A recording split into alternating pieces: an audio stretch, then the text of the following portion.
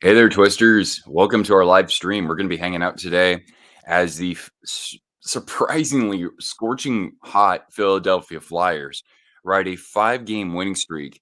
And they've got another good test today against the Colorado Avalanche in a battle of two teams who are second place in their division. One of them pretty much where we expected them to be, and the other one just absolutely shocking the hockey world so far. So we're going to see today if the Flyers can keep up the winning streak or if the battle-tested Colorado Avalanche, just seemingly everybody's out of their lineup in terms of their forward group except for McKinnon and Rantanen, if they can find a way to get a clutch victory. They're coming off a defeat recently at the hands of the Boston Bruins. So they have another tough test of their own. Apologies, my voice is pretty shot. I was out last night, had a AC/DC cover band concert, which was pretty rocking. So my voice is pretty shot. So I can't do full play by play today. You would not want to hear that. But Robbie, hey, what's up? And you got a hockey game today, Nick. All right, bud. Well, best of luck to you. I hope that those new uniforms are working out for you. Black Trejo, hey, thanks for jumping in here. Cortana, how about you turn around, kiddo? Come here. You lie down. Down. Had a girl. Good job. And as you probably know, Cortana had a birthday on Thursday. She's now 10 years old, but she's still playing frisbee and chasing squirrels. Right, girl? You like to chase the squirrels?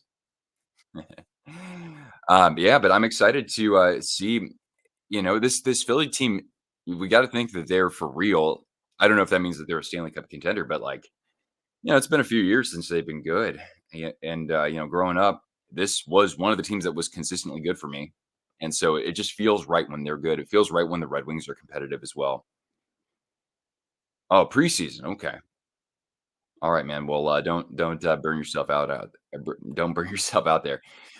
Anyway, you guys probably know about it, but I am selling a bunch of my jerseys. All the jerseys on the rack behind me are for sale. You can just see the video description down below if you're interested in seeing what's available. I'll actually just show you what I'm referring to here. Even that Jakub Voracek jersey is for sale, and you can't really see it, but it is signed. So get in touch with me if you want to purchase anything. But I'll let you know what that's looking like here. You can do that. So yeah, we do have a spreadsheet. Just see the video description below. It shows you all the jerseys that are available right now. There are a couple that are pending sales, but we still have like 50 that are still available.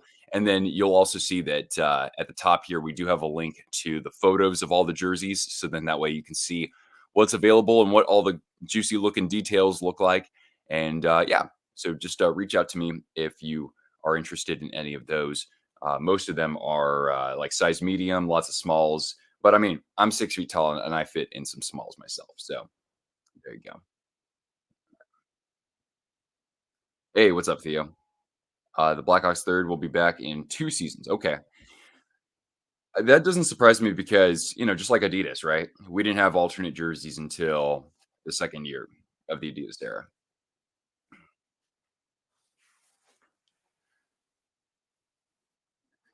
Theo, what's your confidence level for the Vancouver Canucks right now? I mean, they've got a strength. They're kind of getting a stranglehold on that division, right?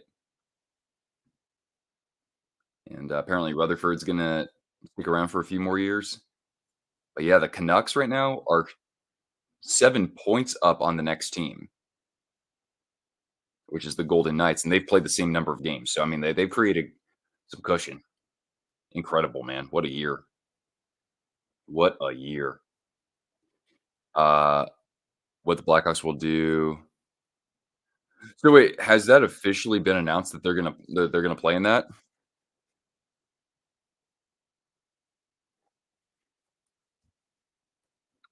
If we can pick up another top two forward, playoff run, yeah. Well, apparently the Penguins aren't going to trade Jake Gensel, and the Lightning are not doing anything with Steven Stamkos, or at least that's what they say. Because otherwise, I mean, that would have been just lethal to say the least. But I mean, the pool out there is pretty slim pickings, right? So you don't want to be like gambling too much because it's not like you're necessarily going to get such a huge return on your investment versus like previous deadlines. The league wants the Hawks back in it for views and profits. Oh, yeah. I mean, it only makes sense, right? They haven't played in the Classic since what, 2017 or 2019, right? So, yeah, it'll be time in a couple of years once they're a little bit better. And, Bedard, of course, is getting hopefully toward the top in the scoring lead, at least with goal scoring. But yeah. Who else do we have here? Say hello. Doesn't matter who you're cheering for. We're fans of all teams here, even when it comes to other sports like football. Because I've had Cortana in her Vikings shirt for a few days, actually for like over a week, because it was so damn cold. I wanted her to, still have something on even inside. Uh, Ginger Knot, hello. You're a Flyers fan too, right? Or I think it was. I mean, it looks like your profile pic looks like Gritty. So yeah. Greetings from Missoula. Right on. I can't remember if you'd hopped into a previous stream, but yeah, I'm 3 hours west of you, Coeur d'Alene. I love Missoula. I love Western Montana. It's amazing. Oh, no surprise. Of course, my video feed on Sling TV cuts out. Well, anyway, like I said, I won't be doing like full play by play here. The program is unavailable due to blackout restrictions. Are you kidding me? Are you kidding me? That's absurd. Great. So I can't even watch the damn game. I haven't had that problem this year. Maybe not through like TNT, but this is absurd, man. Suffering flames. Okay. Yeah, that that's as succinct as you can be. What's up, Ethan? Hope Fanatics gets it right next season. Kingston, Ontario. Right on. Um. Oh yeah. What are they called? The Frontenacs, right? Isn't that where Shane Wright played? Yeah, but the Flames, of course, should have a pretty busy trade deadline ahead of them. Dang, I thought this meant that I could actually get the damn game.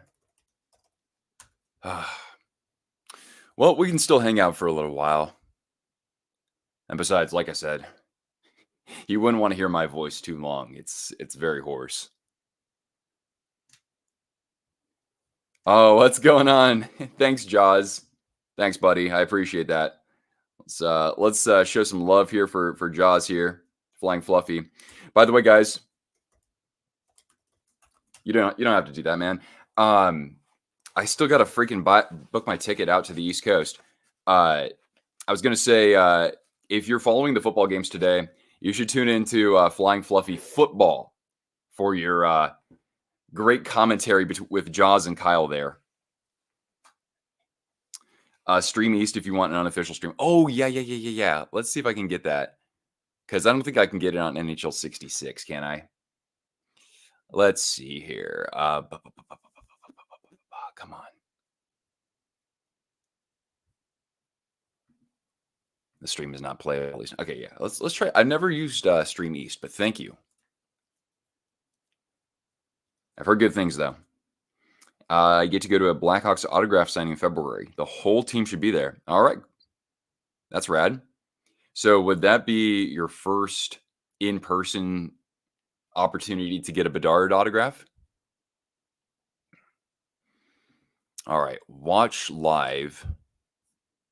Let's see here. That's Fubo. Oh, I probably just need to stream East. Okay. That's rad, dude. Still Adidas tries to get out some jerseys with the leaked Sharks and Lightning one. Yeah, I found it weird how like both teams are, putting out alternates in the last year of Adidas, but I mean, the Lightning one looked at least decent from what I saw. And I'm very curious with this Sharks one because apparently it's supposed to have like a bazillion stripes, but the features that we've seen leaked so far look pretty good. All right, NHL. Let's see here. Stream East. Okay, it says it's not live just yet. Why is that? Oh, I got it. Sweet. All right. Oh, that's fantastic. Thanks again, Ginger Knot. Awesome. And once again, thanks, Jaws, for the super chat, my man. Joe Thornton's gonna get his number retired. Yeah. I mean, you guys know me. I've only been to what, one game since I moved out of the area, but if it's at a timely point in the year next year, I'd love to go. That'd be sweet. Especially with how they did the Marlin one. That was done really well. So anyway, and to confirm, no score. This game just got underway. Hmm.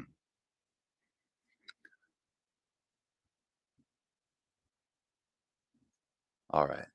Oh, whoa. What happened to? Huh. For some reason, I can't switch to HD. Oh well, that's fine. I can still see it just fine.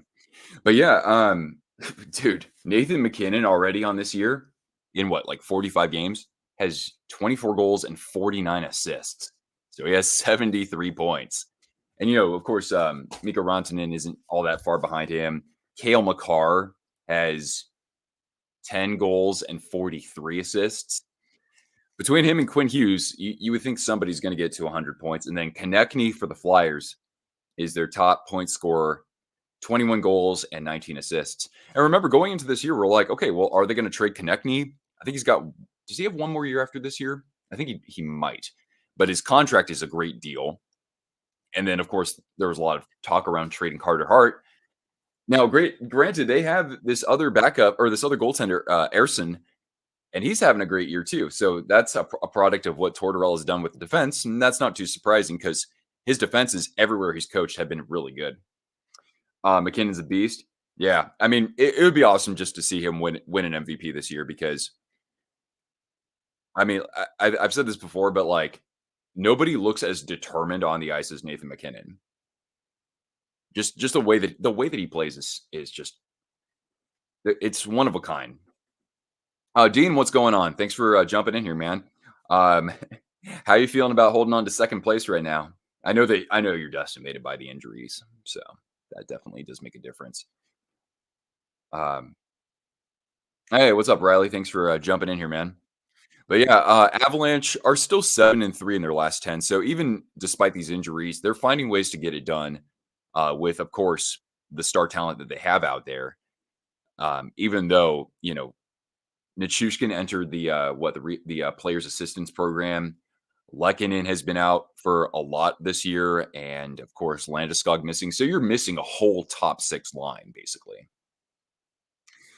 Thoughts on Zetterlund? Yeah, yeah, I've liked Zetterlund a lot. And I didn't like when he first came over. He didn't really seem to find himself so much. But yeah, he's been one of the better players to watch this year. So the Devils fans who were, giving him some praise during the trade, I was like, okay, we'll see what he can do, and I really like what I see. And he's 24. I don't think he's going to be like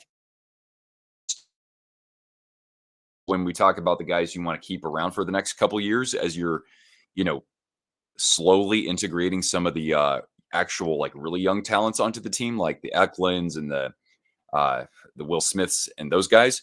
Yeah, I want him to stick around because he plays with great energy and when he's not scoring, he's finding ways to create opportunities, and I'm very pleasantly surprised. And Blackwood's been, he hasn't been like standing on his head to the degree he was earlier in the year, but the guy's battling his butt off. He faces more shots, I think, per game than any other goaltender, him and Kakinen. I'd like to see if the Sharks can find a way to move Capo Kakinen because he's played better as the season's progressed for the most part. So anyway, yeah, I like what the deal has netted the Sharks for the most part, actually. And we'll have New Jersey's second rounder this year, and we've got Pittsburgh's first rounder. So, that looks good overall. Because we certainly have a lot that we need to build. Because just drafting Will Smith and William Eklund, that's not gonna, that alone is not going to cut it. So, all right, why did my broadcast cut out here? Having a beer league content on your channel, does that include consumption of beer? Because then you definitely get my vote. Good thing I'm not sharing my screen right now. The pop-ups that appear with this streaming service can be awfully spicy. Let's just say. Zetterlund could be complimentary in the top 6. I mean, at least for now. A pro wrestling event today. Oh, thanks, man. That's got to be a lot of fun. The Islanders make you sad. Yeah. So what's going on with the Islanders right now? Because like a month ago, they were actually pretty hot, right? So right now, ooh, just 2-6-2 in their last 10, and by points percentage, they're actually second to last in that division. But of course, all you got to do is win 2 or 3 in a row, and you're right back in it, right? Oh, okay. Got it, Nick. Musty will be a stud. Yeah, that's true. I haven't seen anything from him basically since the draft, so he hasn't been top of mind recently. But yeah, I mean, let's get Celebrini and go from there. I mean, the Sharks need to, after they get Celebrini, let's just say, then what they need to focus on is defense. They don't have any stud defensive prospects right now. I mean, Havlid, he played in the World Juniors, but we need somebody who's like top line, right? We need our Rasmus Dahlin out there. The Islanders fell back down to earth. The amount of OT losses yeah, that's a good point, right? Hey, Bruin, thanks for jumping in here. You are considering getting a Sharks jersey, really? Well, they're going to put out a new one, a new black alternate. But we haven't seen the full design of it just yet. Just some leaked images, and it looks good. But apparently, it's supposed to have a lot of stripes. 1 point out of a potential 8 on a 4-game road trip. Yeah, that's this time of year. It's not going to quite get it done. And in terms of what you have available to trade, that's tough, right? If you want to upgrade with the roster that they have right now, what do you sell off? Because you already sold off like Atu Ratu last year. Even if they don't get Celebrini, a great top 5. Yeah, I mean, yeah, right. We're not going to complain because we're still going to get a pretty high draft pick. But we do need that real game breaker. I don't know if Will Smith is going to be that player in particular. God, 1-2. You guys have enough center depth, Nick. The Islanders game is during football. Well, that's good. Then you can be pleasantly distracted. Oh, hey Cortana. Hey baby girl. Hey, by the way, guys, who are you cheering for in the playoffs? And by the way, the game. By the way, this game is still scoreless. It's 7-1. The shots favor the Flyers, so they're off to a good start. I got to watch them on what day did I watch them? I watched them on Monday against the Blues, and they controlled that whole game for the most part. I was very impressed. They again, like structurally, defensively, they make things pretty easy for their goaltenders. And okay, that one reason why was because they had a power play for a moment there. Lions. Yeah, I think a lot of people are probably supporting the Lions, and like that's cool, man. Like those fans they've suffered forever. And I mean, it kind of sucks for me as a Vikings fan to not be in this position, but ultimately I would be very happy for them. Watch. Oh yeah. So yeah, what do we have today? We have in just a couple hours we have what Ravens and Texans. And I mean, hey, it'll be awesome to see if CJ Stroud can keep things running, but of course that's never easy against the Baltimore defense. When it comes to the playoffs, the Ravens defense is almost always really tough, right? I'm rooting for any team but the Niners and the Lions. Oh, interesting. I mean, I'm a Vikings fan, but like I do like the Niners. I won't be like heartbroken if they lose or anything like that, but I am kind of going for them. But I mean, like if the Texans did it, if I got to see Lamar Jackson in the Super Bowl, that'd be cool. If the Bills finally won one for a change, that'd be great too. I just want them to beat Kansas City. Uh, yeah, yeah. CJ Stroud looks. I mean, the guy he's kind of like he's kind of bursting onto the scene in the way that Joe Burrow did. This is in a commercial break, by the way. The prospect you want the Hawks to draft is Lindstrom. Was that Gustav Lindstrom? Or am I just Assigning a generic Swedish name. Oh, no, no, no. I'm thinking of somebody who's already in the NHL or who's played in the NHL. Uh, the World Juniors were great. Yeah. Yeah, with I mean the Czech teams, both men's and women's, did really well there. But yeah, of course, we're getting to that. We're not quite there yet, but we're almost at that point now where like every day in the NHL is like huge, right? Where we talk about playoff seeding and that sort of thing. So that gets a lot more exciting, right? Especially once we come out of the All Star break and like teams have had their bye weeks. You know, yeah, same here, Bruin. I don't know. Like KC, of course, won in super cold weather last weekend, but sorry, Chiefs fans. I man, like I've had enough. I'm ready for Josh Allen to not pull a Josh Allen and get this team a clutch victory in the playoffs. Uh,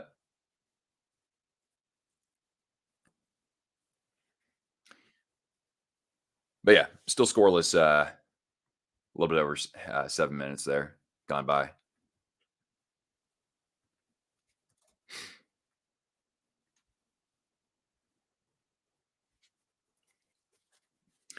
Here, Cortana. No goals yet. We'll have to give you a treat. Bedard might not have to wear those ugly All Star jerseys. Yeah, which of the All Star jerseys are your favorite, guys? Do you like the Long John Silver's blue? Do you like the McDonald's yellow? Do you like the Wendy's red? How mad people were about Sweden starting a brawl after Team USA was blowing kisses at the bench. Yeah, they're hot dogging it a little bit. So, especially when Sweden's playing in their home country. They got to defend their turf. So, I wouldn't be salty about them actually, getting chippy there. Sticking to your 2023 All-Star jersey. You like the blue one? Yeah, I think the blue one's looking the best too. Yeah. Oh, sweet. Um, but yeah, Matt, I love those jerseys from last year. Especially I think the Western one was the better of the two, but both of them together on the ice, that's pretty great. What's going on, Evan? Watching from warm and sunny Florida. Let's see another filthy Tippett goal. That was a thing of beauty, was it not? By the way, I don't know if you, I guess maybe you're a Panthers fan, but yeah, if you haven't seen yet, I am selling some Panthers jerseys. Just see the video description for more info on that. Red one looked cool too. I mean, like they're fun. I don't know about like as an on ice jersey, but I mean, if you're gonna do it for the All Star game, like that's the one to do it for, right? But I'd almost rather see those as kind of like I don't know warm ups or at like at like a fan fest or something. But I mean, let's be honest, guys. How much of the All Star weekend are we really gonna watch? You know. But yeah, Phillies, even in 5-on-5, they've got the majority of the zone time so far. We finally got out of the cold snap. Yeah, I know, right? Yeah, it's like 30, 32 here today. But I mean, last weekend in Missoula, you guys had like what, like minus 40 with the wind chill. I know somebody who lives in Ovando, and it was like minus 45 before wind chill.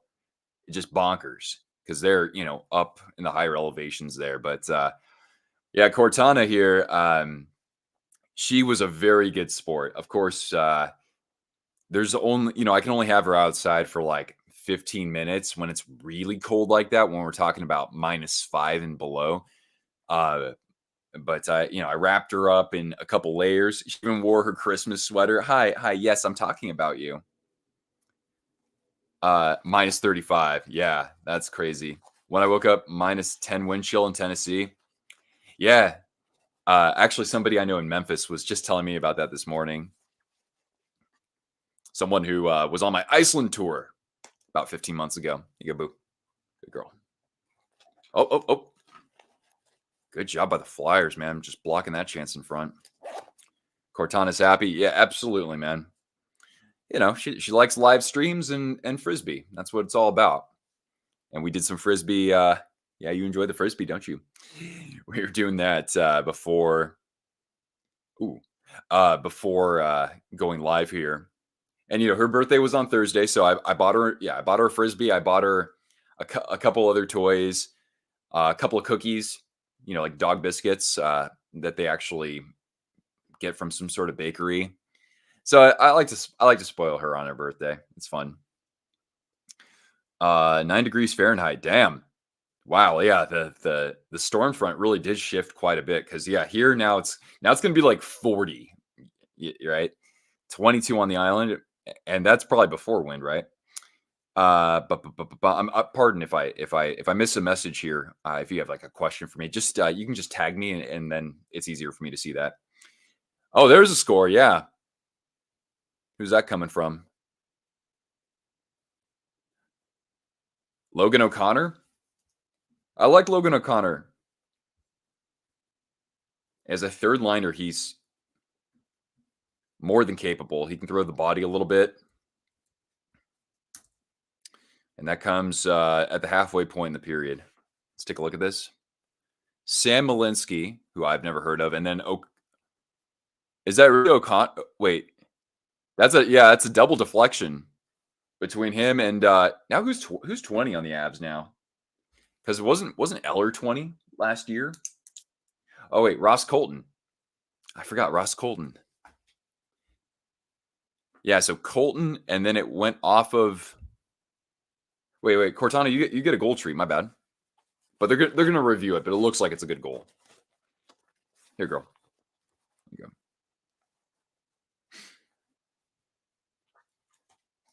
go. All right. But yeah, the ruling on the ice is a good goal, and we'll take a look at that. Yeah, exactly, C-dub. Exactly. I'd see Cortana like lift her paw a little bit after a few minutes. I mean, it's amazing that yeah, it's a good goal. Good goal. It feels like 12 degrees. Yeah. How are the Leafs going to do against Vancouver? Well, they got their ish together recently, which is good, but Vancouver's been rolling. So I don't want to say that the Canucks have this in the bag, but it's tough. And the Leafs have a game the next day too against the Kraken. So I don't know, man. I could see it being kind of like, as close as the Calgary game was. Oh, 2-on-1 for the Flyers. Oh, oh my gosh. Did that hit the outside of the net? Or did Georgiev get a piece of that? I think that was just wide there. Farabee's actually he's really put it together well this year. Hopefully the Leafs can win. Yeah, you guys are gonna need a little help there. But just get into the playoffs and anything can happen, right? Flyers are on the 5-game winning streak. Yeah. I mean, yeah, nothing compared to the Oilers, but I mean, like, oh god, horrible turnover. And the Avs almost had a chance to make it 2-0 there. But yeah, Philly, it's how some of these wins are coming too. Like they just flattened the Stars 5-1. And that was I think they did that at home, but Philly is actually a much better road team.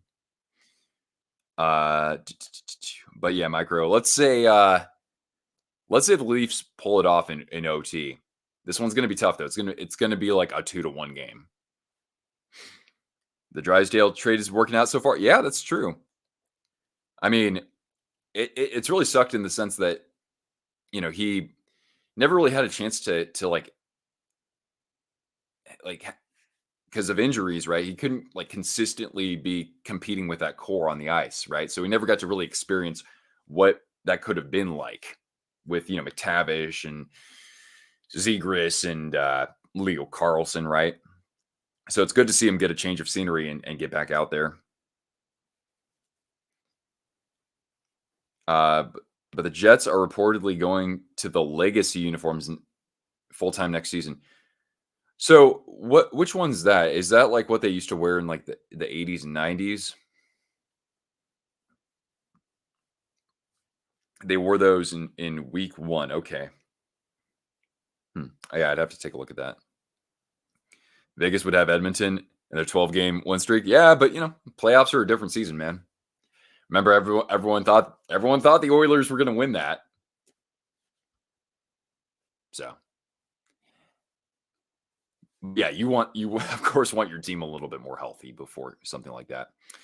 On the Sharks jersey league, yeah, so far I like what I see so far, but hi girl, but as you might have seen from my aesthetics, apparently this thing has like 30 stripes. So I'm I don't remember the Sharks jerseys ever having that striping quite like that. So I'm a little bit concerned, and I hope they don't goof up the collar. The new home and away jerseys, they have good collars, so hopefully they've learned their lesson there. With the modern shade of green. Okay, that seems fine to me. Yeah.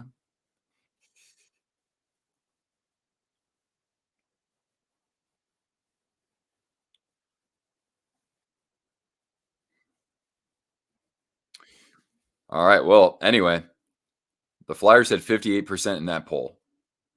Actually, you don't have to do it, but I'll just put one up for funsies.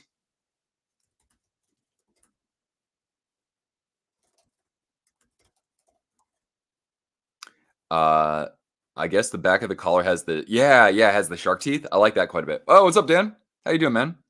Cortana's like, huh, Dan? Uh, an ice storm? Are you kidding me? Wow. I should have kids. I've got just the kid I want. Here, have a treat, girl. An ice storm. That's interesting, man. I don't even know if we've ever even had that sort of thing where I am. But yeah, like over here, the worst is definitely over. All right. But yeah, I like this the shark teeth on the inside of the collar. That's cool. Remember the Sharks in the 90s, when they, first took the ice, they had this cool logo, like word mark, and it had like it was very jagged looking. I want to see that come back in some way, shape, or form. If that was in the collar, that'd be sweet. Flyers play the Senators tomorrow. Okay, well, so they can afford to lay an egg today because the Sens, man, oh god, I wonder. I would think that they would move at least Tarasenko, and it's not completely out of the question that they would consider Chikrin if they can trade him for more than what they had dealt, exchanged last year. You don't like the new logo for which team? Oh, for the Sharks. I've always kind of waffled between the two. I'm used to the new one enough to where I like it more, but the old one's still like, it's very nostalgic for me. All right. Ravens versus Texans. Who you got?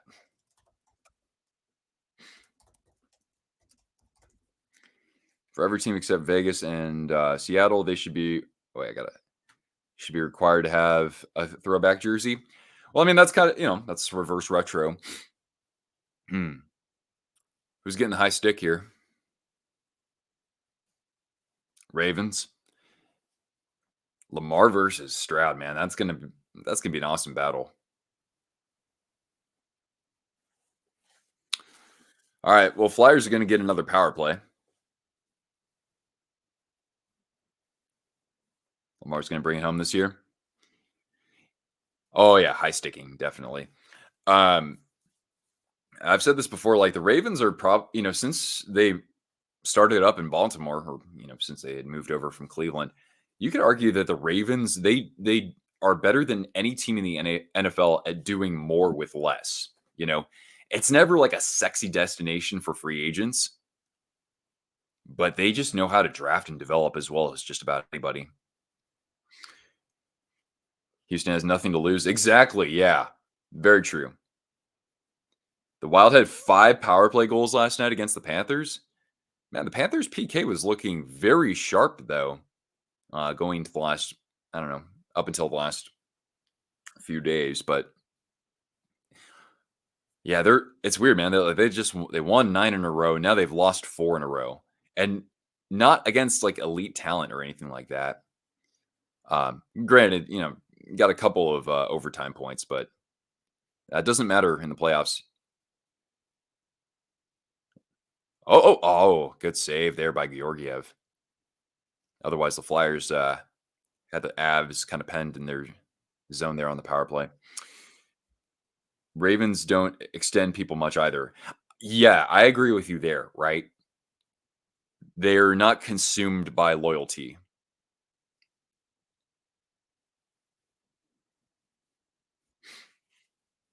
The Devils steamrolled them the other night. Yeah, they're gonna need to have a few more games like that too.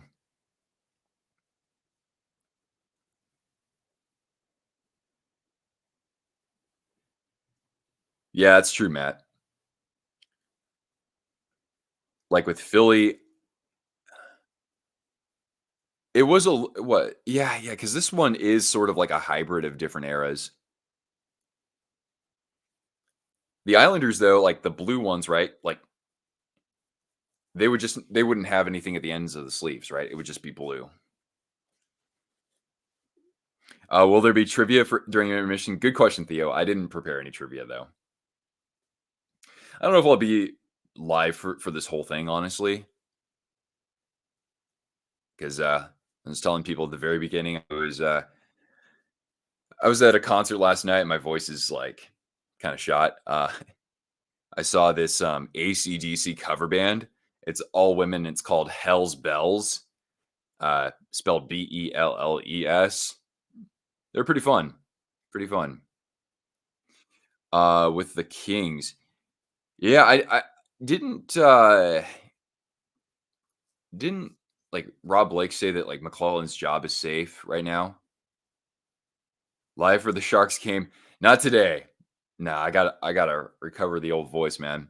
But hopefully I can get to another Shark stream, at least one before the end of the season.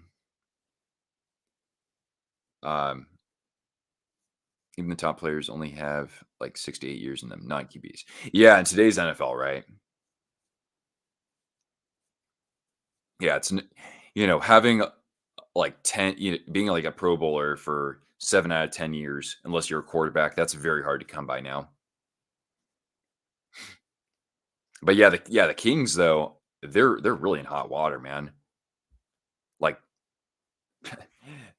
they can thank their lucky stars. They're still in a wild card spot by points percentage, but I mean that gap is closing a little bit. Actually, no, there's a bit of a right now in the Western picture because I look at points percentage. There is a small gap between the wild cards and the teams underneath them. That's kind of the biggest separation we've seen in like 2 months, or maybe all season. So like the Preds and the Kings right now are the two wild card teams, and you have like the Flames, Coyotes. Yeah, Coyotes have kind of petered out a little bit. Blues, Kraken. Those are some of the teams that are not too far behind. Oh, McKinnon. Oh, what a great glove save by Hart. Just robbed him there.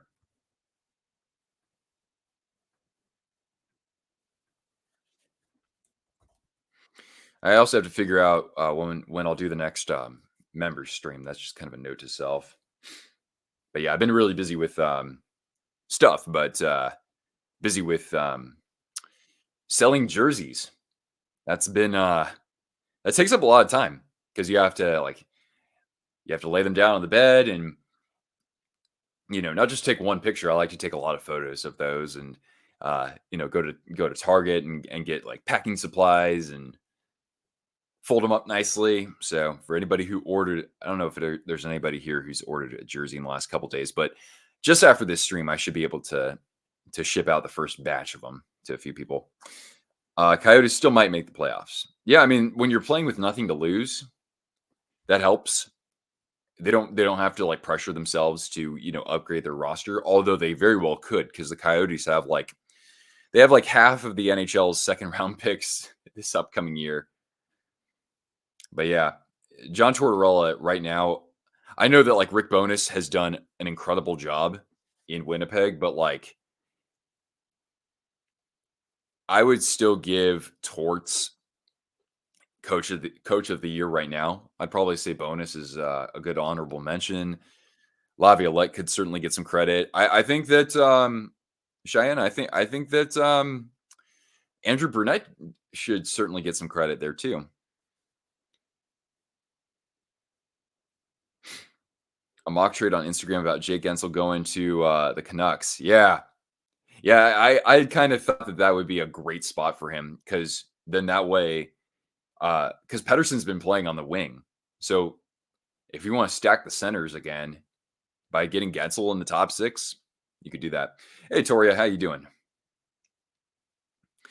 Avalanche hanging on here, but Carter Hart just robbing Nathan McKinnon with a flash of the leather there.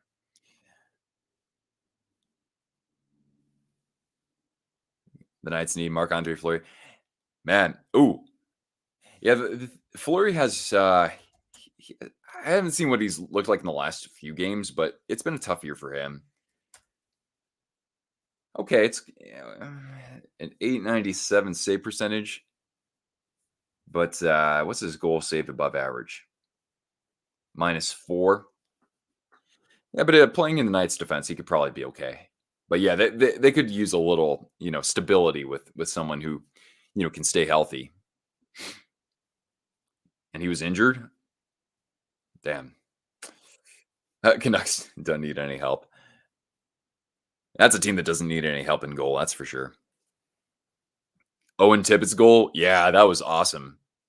It's funny because Flying Fluffy Hockey, he's a huge Panthers fan, and he does talk about Tippett every now and then. So like as soon as I saw that highlight, I was like, "Hey, it's your boy," and he was just like, "God damn it!" Oh, McKinnon! Oh, that was a beautiful cross ice pass, but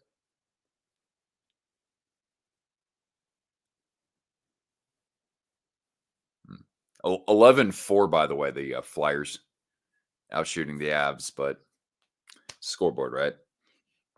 About a food poisoning. God, I'm so sorry to hear that. That's icky. I hope you haven't had anything to really do so that you can rest up for that. But yeah, food poisoning. I haven't had that in a long time, fortunately. But yeah, I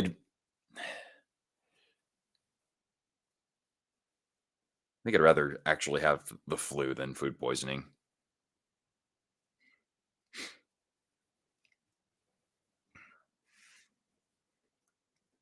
Ooh, a couple guys went down there. We're gonna get a penalty. Let's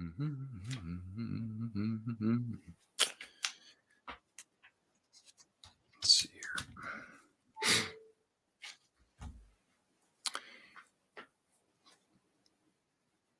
Bring Elvis Merzlikins. Yeah, he's had a better year this year, but I just think that there's a high stick, so the Avs are going to go on the power play. Um, but I think that his deal is just it's not like Columbus would be able to eat some of his contract because he's under contract for what 2 or 3 more years at like almost $6 million. I mean, if I'm the Knights, I'm going to look elsewhere for a goaltender because I think the defense is good enough where it can support anybody. And because they're going to lose a couple of forwards, or I mean, they're not necessarily going to lose them, but they do have like Marchessault and Stevenson as UFAs next year. So I'd be looking more so at forward for them. And if they can't land at anybody, then free agency they can figure something out. Like I said, I mean that team they could go get Stamkos in free agency. They could go get Jake Gensel. All right, here are the Avs on the PP.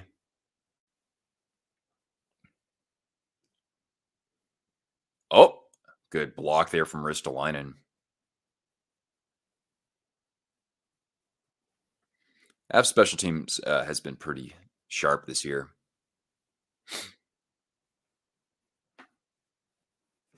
All right, what did the poll look like?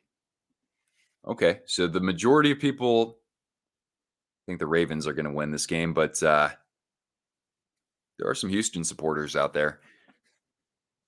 Pardon. Kalorn's out for 4 to 6 weeks. Man, he has not had a good time staying healthy this year.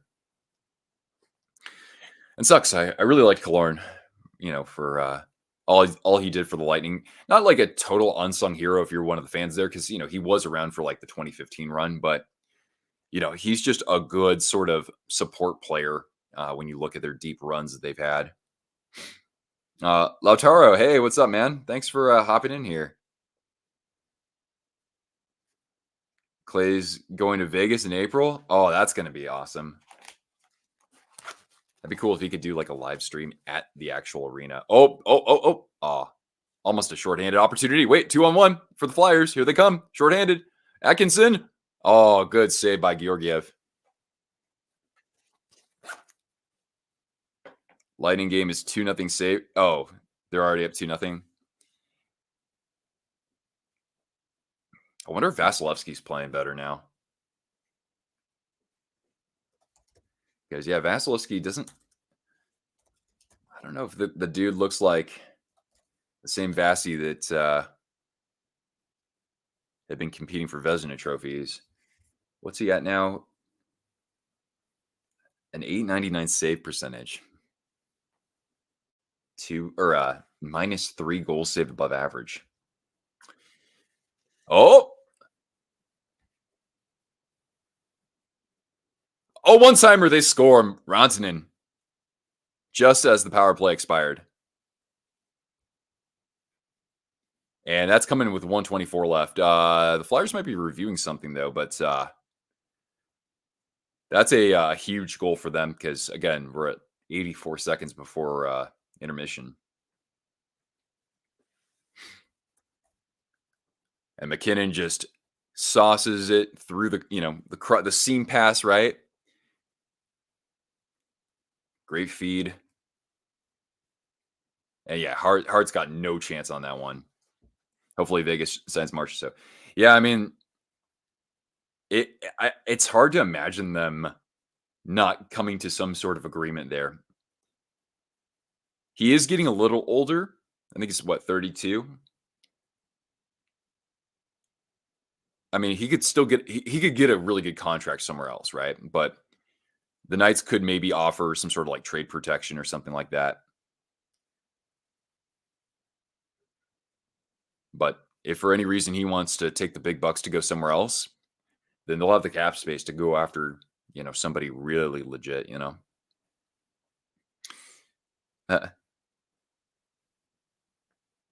Being a Lions fan, if the Packers beat the Niners tonight,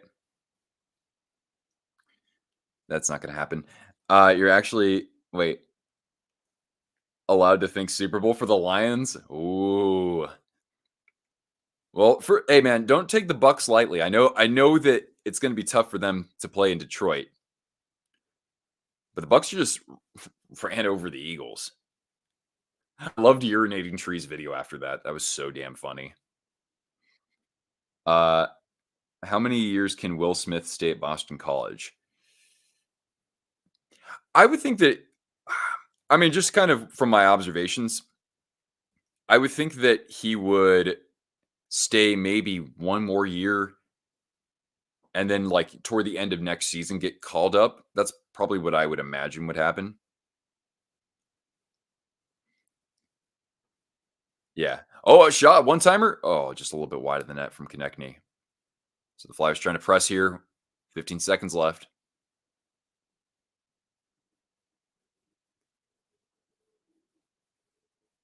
See what they can do at the point here.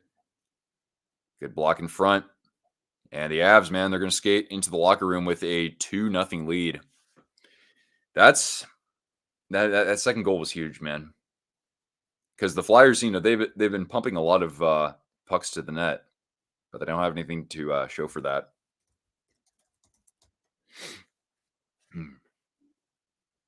All right. But yeah, I don't have any trivia this time. Let me take a look at what's happening elsewhere in the NHL, though. Celebrating could stay another year at BU. Man, I mean, like, he was at, like, 25 points in 15 games or something like that, and he's only 17.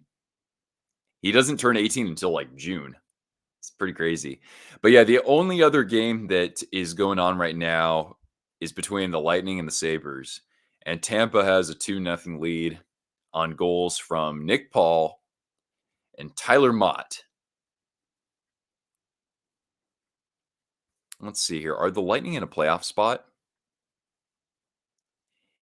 No, well, they have 51 points. So that would be good for a wild card spot if you look at total points. But yeah, man, I mean, between the Lightning, I mean, shoot, I'll just show you what it looks like on my screen here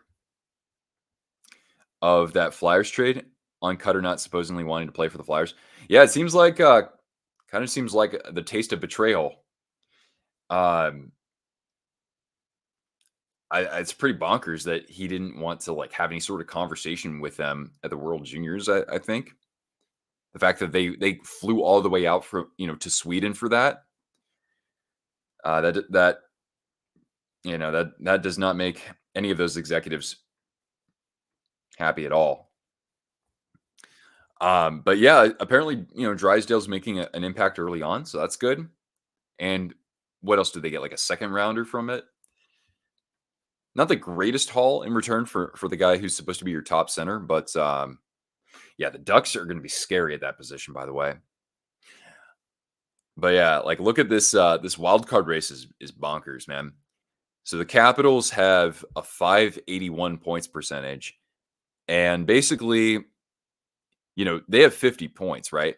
But when you look at points percentage, you have one, two, three, four, five, six teams, you know, within an earshot of each other. They're within like 3 points of each other. Six different teams. Hell, Montreal is still holding it together pretty well. And the Sabres, they need to get on a bit of a roll, right? They got to win like 5 out of 6. Start with that. But I don't expect that. But still, for I was gonna say with the Habs, much better than I would have expected, man. Especially in a division that was supposed to be really good. Hasn't been quite as good as it was billed to be. And then in the West here, you can see a little more separation, right? You have 5 points separating the Kings from the Coyotes. And then you have this pack of what, one, two, three, four teams above 500. So yeah, the Wild could still make a run. They're kind of like the Sabres right now, where like they just haven't had it this year. Granted, they've been really decimated with injuries. It's just me. What's going on? Avs fan found my channel. This is the first game live stream. Oh, cool, cool. Hey, thank you. I appreciate that. It's great to have you here. And I mean, it's always fun that we've attracted a lot of people who are like newer to hockey. And lucky you, you get to be a fan of a team with Cale Makar and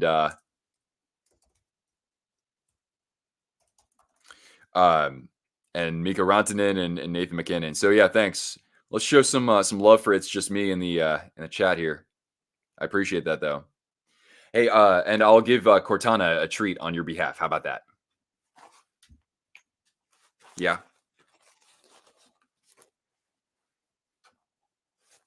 Apologies for leaving Peter Forsberg off of their franchise Mount Rushmore. Franchise. If I just did Avalanche, he would have easily made it. And in hindsight, I should have put him on there anyway, but I did do Quebec plus Colorado for that. Anyway.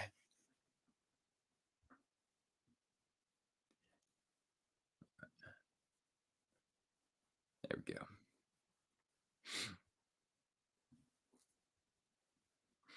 All right. So, yeah, we've got oh, by the way, Dean, best of luck to the Niners tonight, man. I hope that let history repeat itself, the gift that keeps on giving. So yeah, we had 63-36 Ravens over Texans. But yeah, I mean, the wild card race is always so fun to follow, even if your team's not in it, right? Right. It's like I like how with these playoff races go. I like finding myself supporting teams that I normally wouldn't support.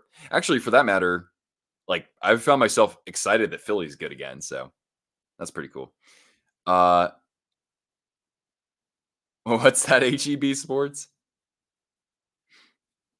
Like, what's my contact? I thought you said like what's your contact? Like your con tactic, like if I'm trying to scam somebody.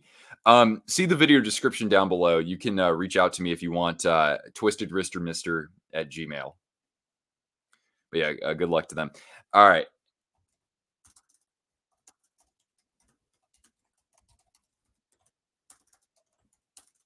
Here, I'll put up another poll for the NFC game today.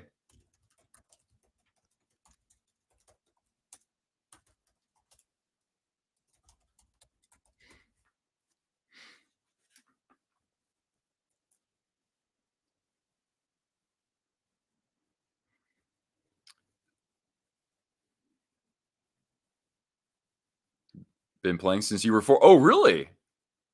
Okay, cool. Got it now. Thank you. You're wonderful. Thank you. I appreciate that.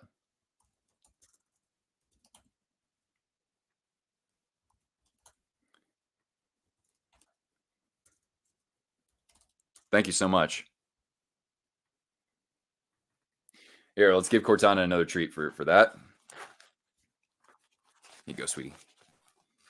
Niners are simply better. They'll win by 10. I think this is going to I think this game is going to be closer. Not because that's a 10-point line in a playoff game, right? I think the Niners are favored by like 9 or so. But like the Packers, they can pound the rock pretty damn good with Aaron Jones. So I think it's going to be something like I don't know, I want to say something like I don't know about 27-24. That might be a little bit too high scoring, but I could see this easily being within a touchdown. All right, cool. Thanks, HEB Sports. I'll make sure that I receive the. There you are. Cool. Thank you. I got it. I'll review that this weekend. I want to make sure I give you enough attention when I'm focused on that. Yeah, Aaron Jones looks so good against Dallas. Yeah, for any Cowboys fans here, sorry, not sorry. I mean, honestly, I'm a fan of a team that hasn't even made the Super Bowl in my lifetime. So I know the last 29 years or 28 years have sucked. So it's like I'll feel great once you guys actually get off the schneid. But it's the Jerry Jones vitriol, I suppose. Over unders 43. Oh, okay. I would take the over. I think it's going to be like closer in line to like 46, like 26-20 or something like that, right? Packers only because it's your brother's favorite team. They always have good QBs. Yeah. Somebody made a great. Well, yeah, you saw the comments when we were talking about the Preds and Saros, right? We are like, yeah, I mean, the Preds never have to worry about who's going to play goaltender for them. Hell, even Lennon's been a really good backup for them. And then somebody said, yeah, that basically the Predators develop goaltenders like the Packers develop quarterbacks. And it's like, that's a dead on comparison. Because, you have Saros. This guy, Askarov, is supposed to be pretty legit. Of course, Rene could be a Hall of Famer. I hope he makes it. And even before then, Tomasz Fokun was a really good goaltender. Pouring in Santa Clara? Oh, okay. Yeah, thanks for letting me know about that. I'm just not used to the Bay Area getting that much rain. It was so dry when I left there, man. What NHL goal song do I think is underrated? Underrated. Okay. So it can't be Puck Off from Pantera, or it can't be TNT from the Flames because like those are well known and well celebrated. So what goal song? Well, this isn't used right now, but I do miss when the Panthers had "Sweetness" as their goal song. I do miss that. Oh man. Gee. I like Chase the Sun that the Avalanche use. That's pretty solid. It's not you can hear it enough to where it doesn't annoy you by any means. I like the Senators using song 2 from Blur. Actually, the Devils using, I forget what the song's called. I think the band's called the Gaslight Anthem. That's actually a really good song too. Like, the full song is quite good. So I'll give it to the Devils for that. How about that? All right. Hey, could you guys keep an eye on Cortana for me here? I'm just going to use the restroom. I'll be back in just a couple minutes. Okay. I'm just going to make a banner here. Let me. Oops.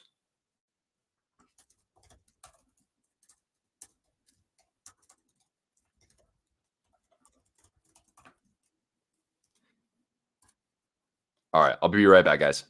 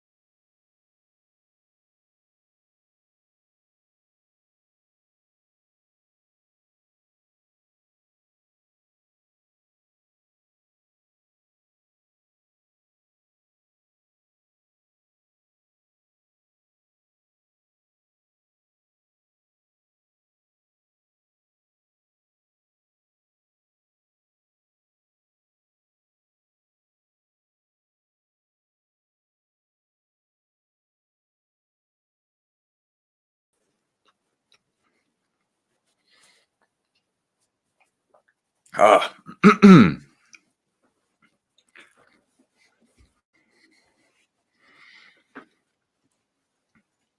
Yeah, Hal, that's the one, Riley. Yeah, thanks for that.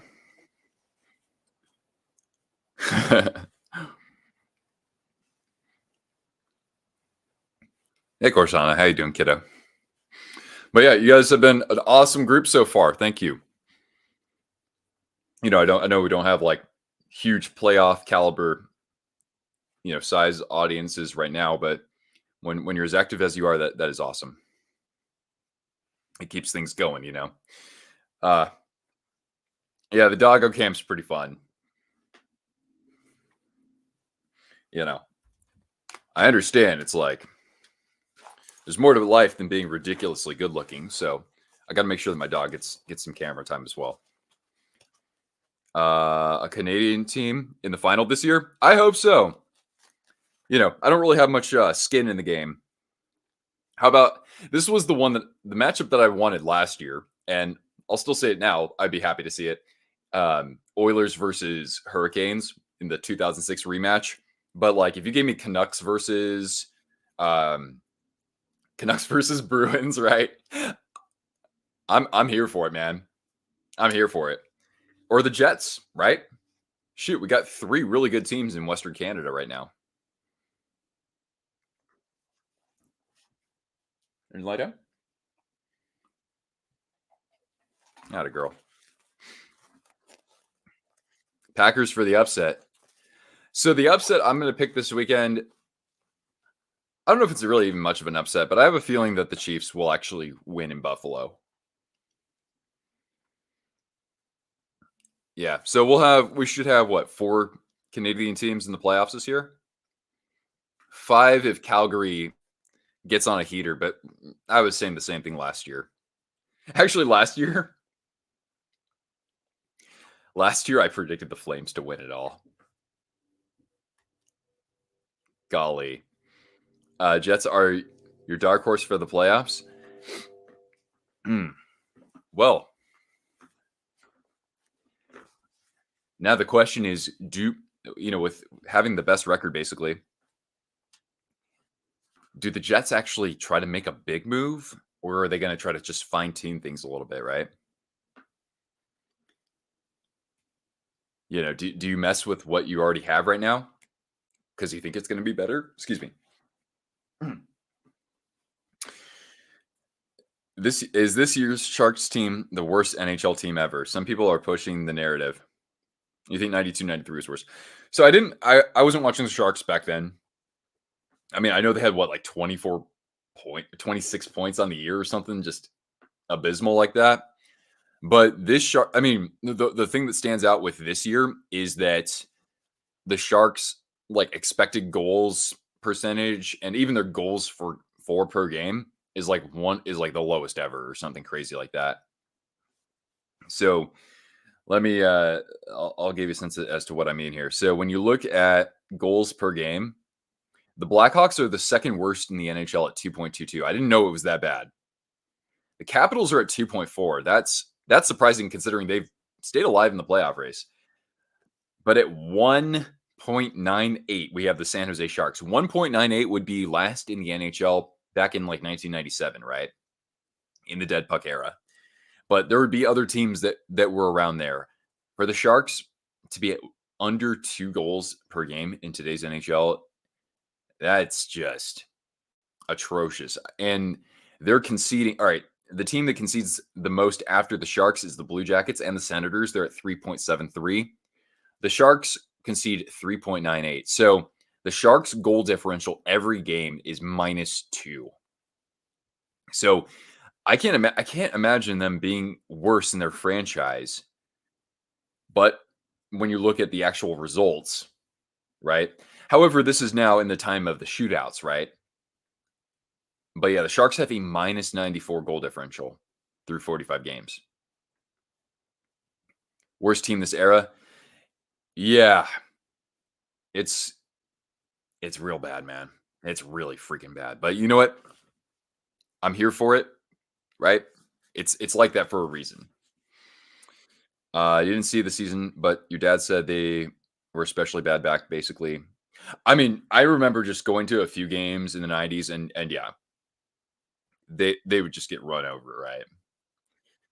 The first games I went to probably were like 93, 94, like 94, 95, something like that. The Stars are playing the Devils tonight. Oh, yeah, 2000, right? Jason Arnott shutting down, and of course, Berger and that defense completely shutting down the attack for the Stars. It would have to be from the East. You can't root for 3 mentioned above, so that would be the Leafs.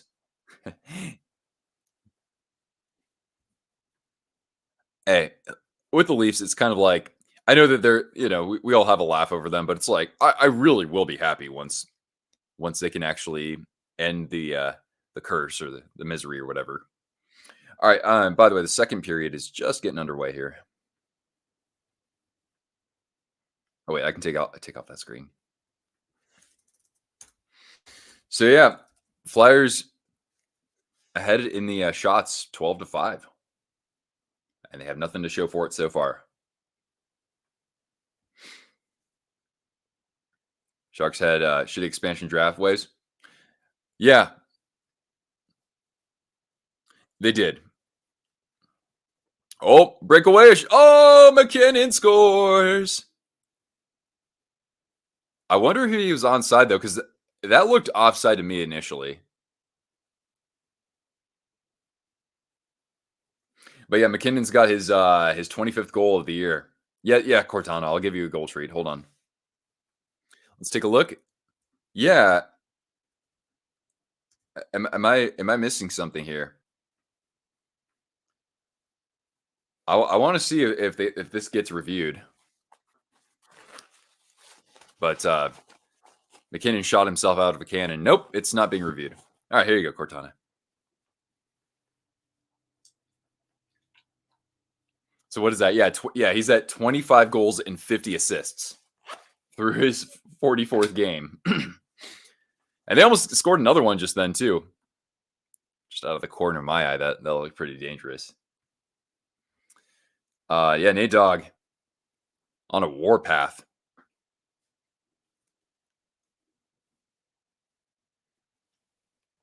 Oh, toe drag. That was Tippett, by the way. Oh, they lost it. It's out of the zone. Getting better at 28. Yeah, I mean, he's put the team on his back, obviously, in previous years.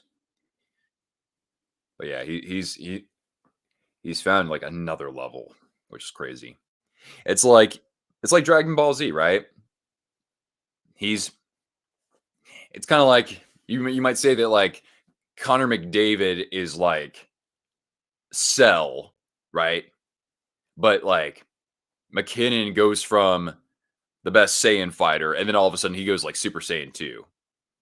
And it's like, whoa, you actually could go to that level. Anyway, it's getting really nerdy. Uh get some help for Carter Hart. Yeah.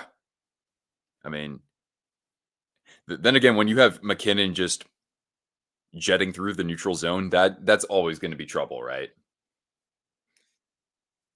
Oh, they scored. Damn it. Just as I'm looking at the chat, Farabee gets on the board. All right. So Philly has woken up.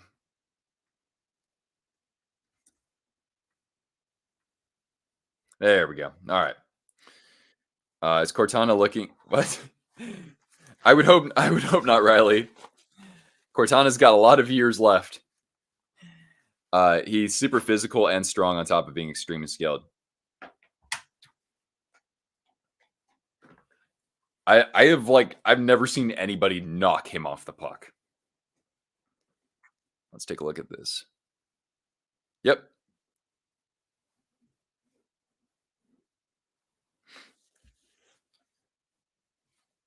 Max a stud. Yes, he is. And I mean, like I've said, he's just so fun to watch too. And then, so in our other poll here, we've got the Niners, but by a very slim margin. Interesting, interesting. Kale skates like he's not human too. Oh, absolutely. We say often that he's the most gifted. I don't know Quinn Hughes. Quinn Hughes is certainly making the case too, right? But we say like McCarr might be the most gifted defenseman offensively since Paul Coffey, and I mean it's no surprise because the guy skates totally differently than any other defenseman. Undertaker loves dogs. Cortana's not a dog; she's a mythical creature. But yes, well then he has good taste in critters. I love many many critters. Uh, bu- bu- bu- bu- bu-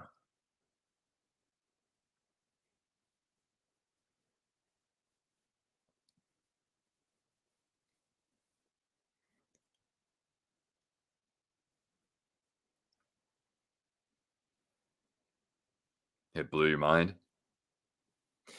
Is that like a more recent video, or is like can I find it on YouTube?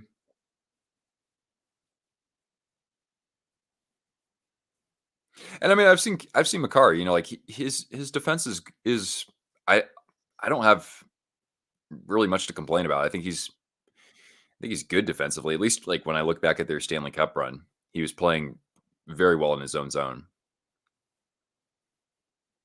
I've always really liked Devon Taves though. As a partner, that's a really good compliment. All right, Phil. Yeah. Philly's playing with a little bit more jump now. Okay, on elite prospects, got it. Got a new dog named Maverick. Yeah, I just saw that. I saw that was in the Discord. See if I can find a picture of him. Vegas Golden Knights Maverick. Good movie, by the way, with Mel Gibson and what was that? Jodie Foster in that? Oh, he's such a good boy.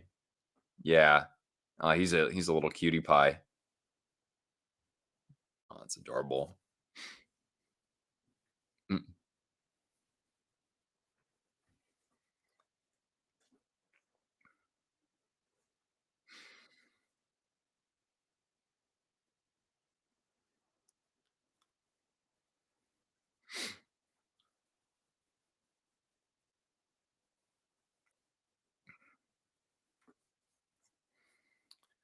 11:15. Okay.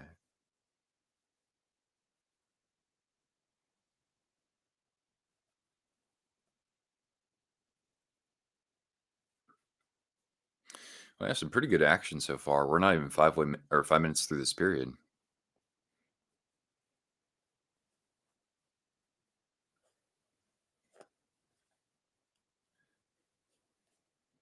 Hmm.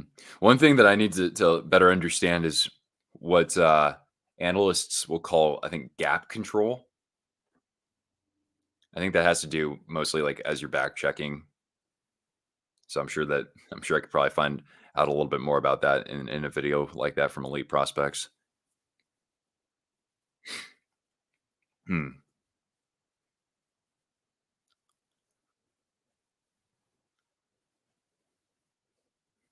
Hmm.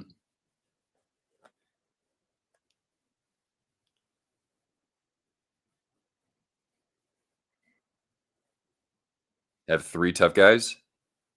So I know that one of them would be Nick Delorier, and then who are the other two?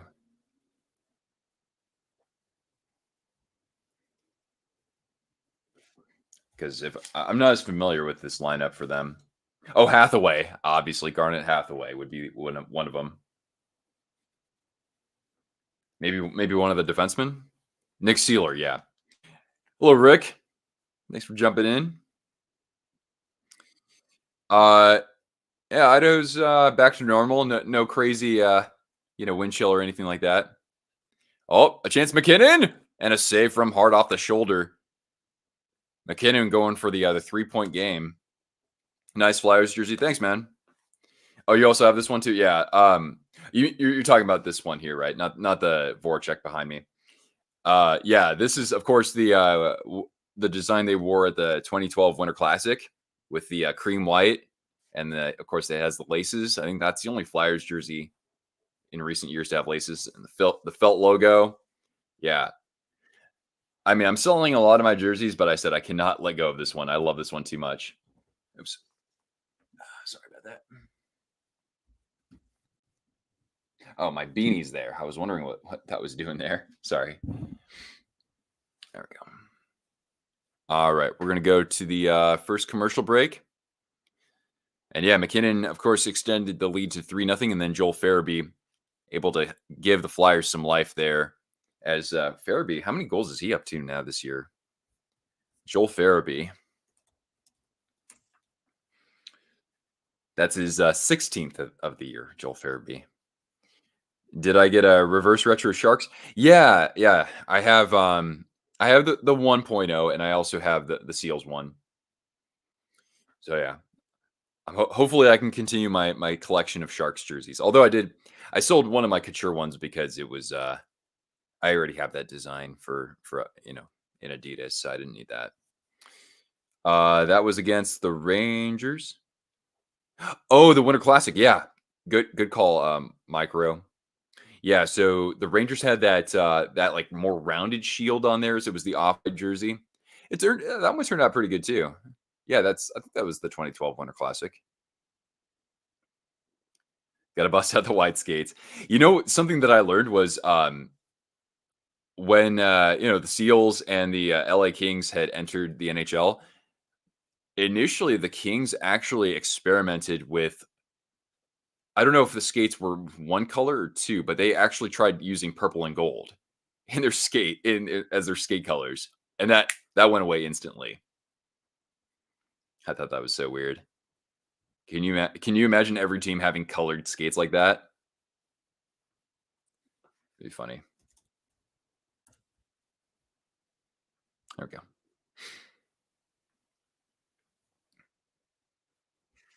But yeah, I'm curious to see how the Sharks alternate jersey turns out. Aren't you, Cortana? You're curious too?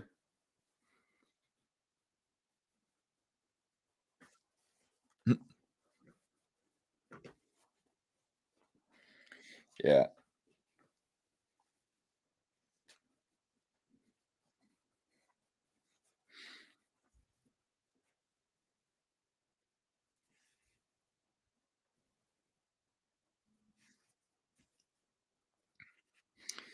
Let's see here. Any other updates on the scoreboard here? All right. Sabres have cut the deficit to 1 on a goal from Dylan Cousins, his 8th of the year. That's good to see. They need a little bit more from him because, like, Cousins just went off last year. Total breakout season.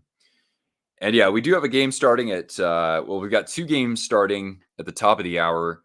Predators and Coyotes in sort of a wild card contender battle. And then Jets and Senators, 2 teams going in totally opposite directions. When you would have thought going into this year, some people might have thought that it would have been the Senators, finally getting back into the playoff conversation and the Jets starting to regress.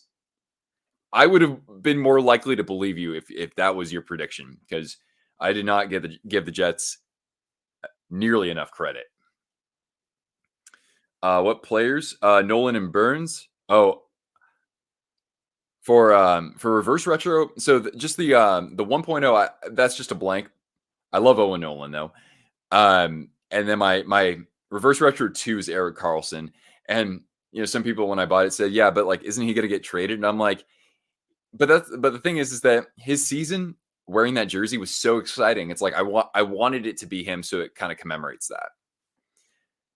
And yeah, and then I've got a Barkley Goodrow, Adidas, a Timo Meyer, Tomasz Hurdle.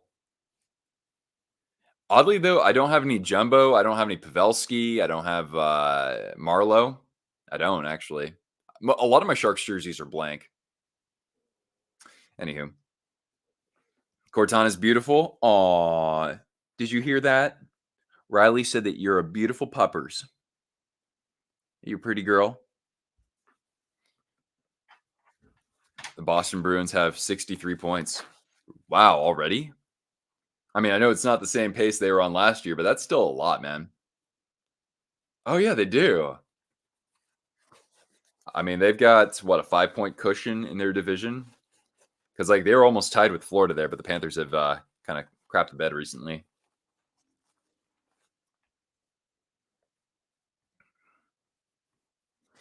What's up, Matt? Do I have the current Sharks jersey? You know what? I only have the away. I don't have the teal one. Not yet. I got to get that in Adidas before we switch over to Fanatics. Excuse me. That will be one of your favorites. Yeah, I mean, it's hard to pick out your favorite Sharks these days. Zetterlund, we've enjoyed watching him, and like Granlund has had a nice career resurgence. But yeah, I like watching Eklund because the dude can't really buy much in the way of goals right now, but his defense is pretty good.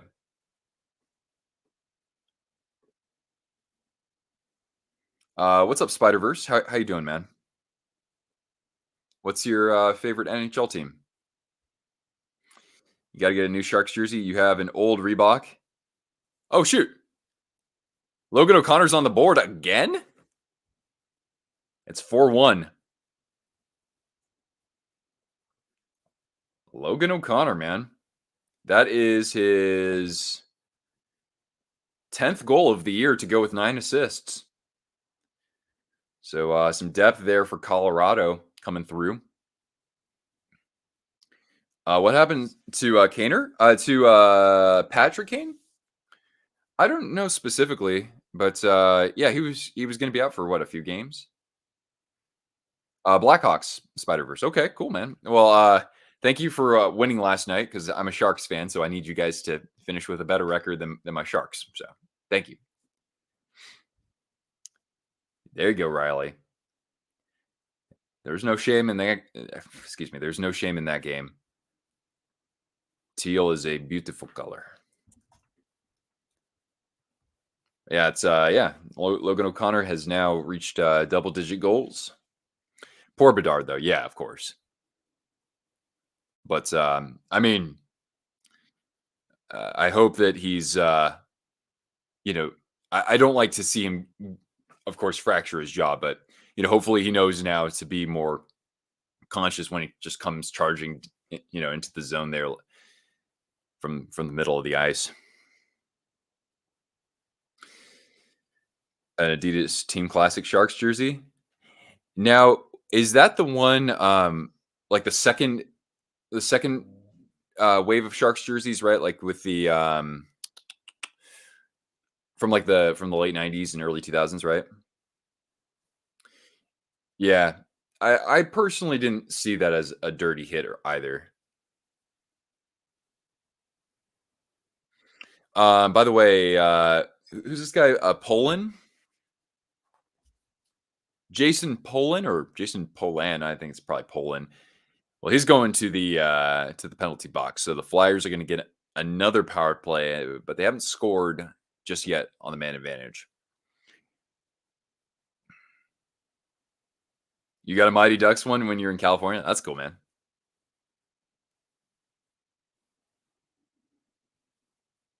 Oh, so you got you didn't get like the 30th anniversary, right? You got like a reissue of the eggplant or the original white. Did it have the shoulder patch though? Because I love that shoulder patch. An old school Sharks jersey. There you go, man. And you can find them used on eBay. There are a lot out there that you can buy. You have Duncan Keith. We'll see if he goes into the Hockey Hall of Fame. He has 2 Norris trophies and a Conn Smythe and 3 Stanley Cups. That's a pretty damn good resume.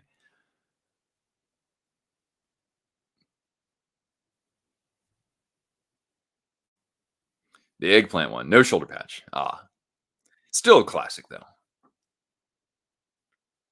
I mean, as a kid, I liked it, and even though I'm a Sharks fan, it's like when I compare the two, I actually kind of do like the Ducks one more. Like having that in my collection is, oh man, I can't ever sell that thing. That's just pristine. He lost 7 teeth. Oh God, Jesus.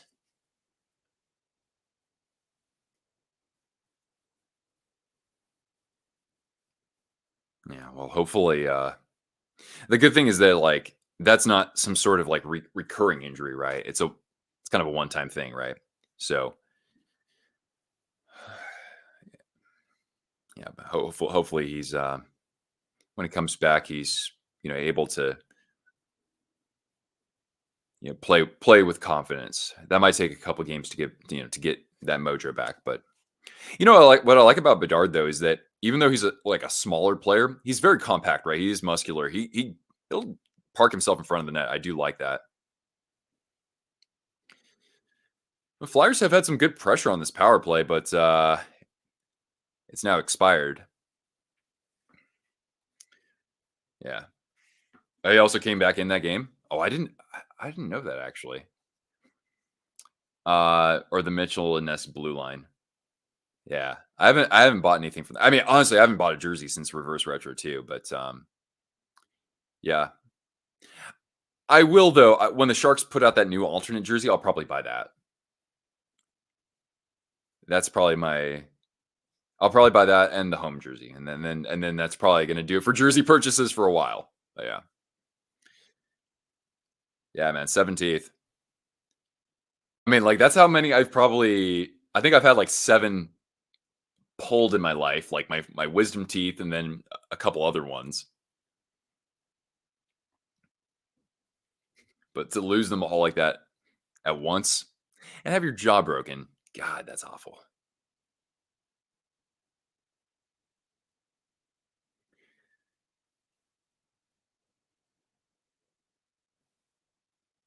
Good save, Georgiev. But yeah, Flyers a lot of pressure here even after this power play. There they go. They score. I don't know how Georgiev didn't see that. But that's Travis Konechny from the point to make it 4-2. So again, the Flyers have some life. 7:37 left in the second period, and we'll give Cortana a goal treat in just a second here. And Konechny, how many goals is he up to now? 22nd goal of the year for Travis Konechny. You go, boop. Oh, yeah. Good girl.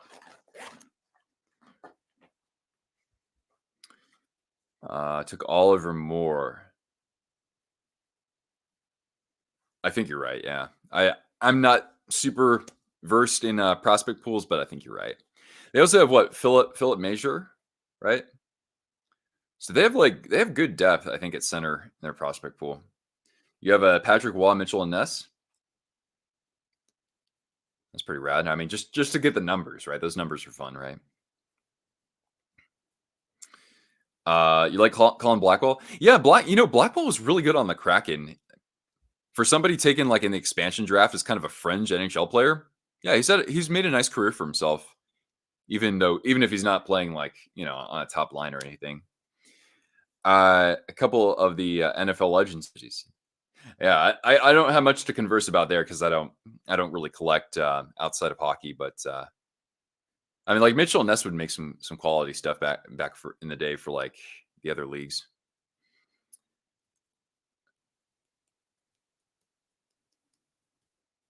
Yeah, outside of my hockey jerseys, I used to I've had a few other football jerseys in the past, but those were like cheap replicas.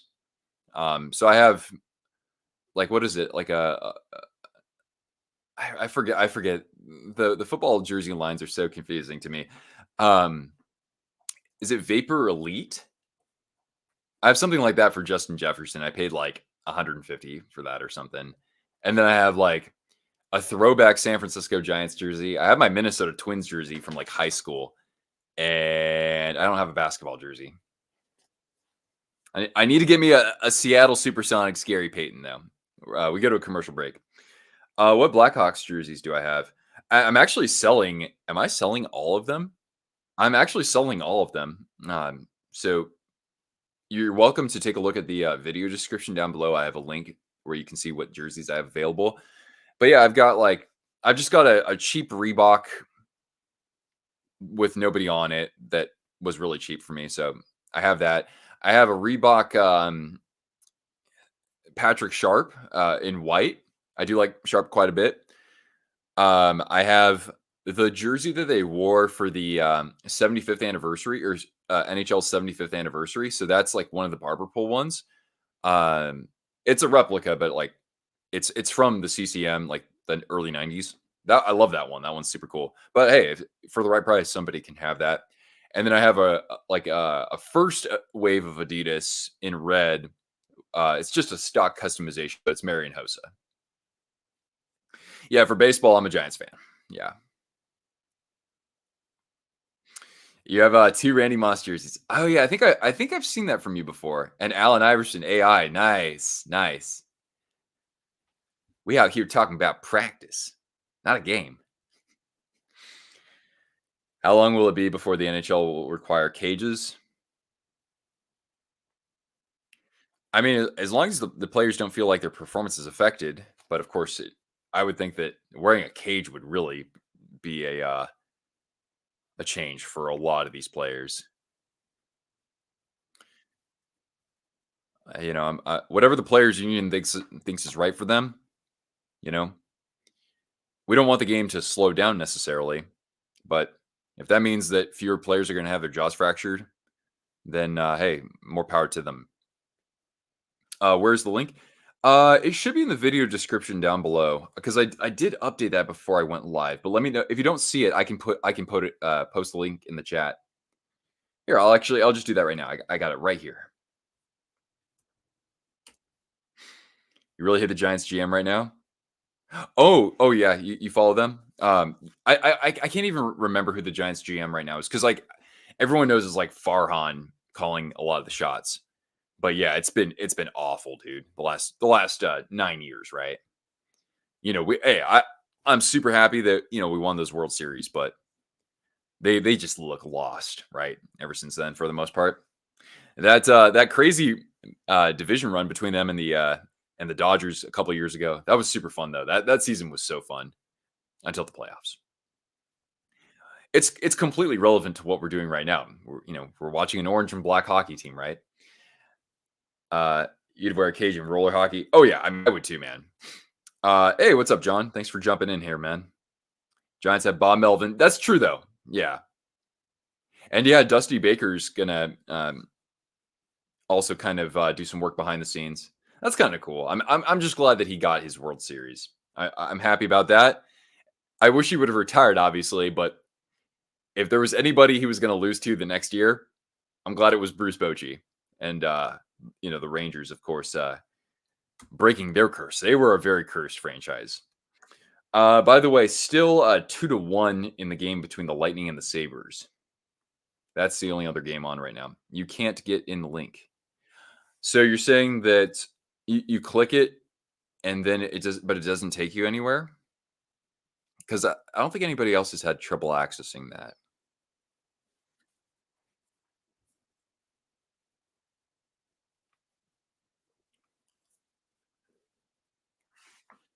No one's accountable. Yeah, Bay Area media is not.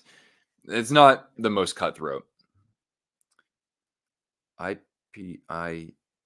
don't know what that means, but yeah, I wish I could offer a solution here, but is that the same? Let's see here.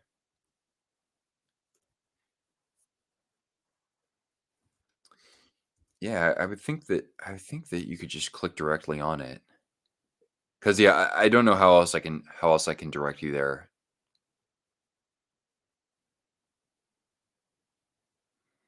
I don't know if you need like a Gmail account. I didn't think you did. All right.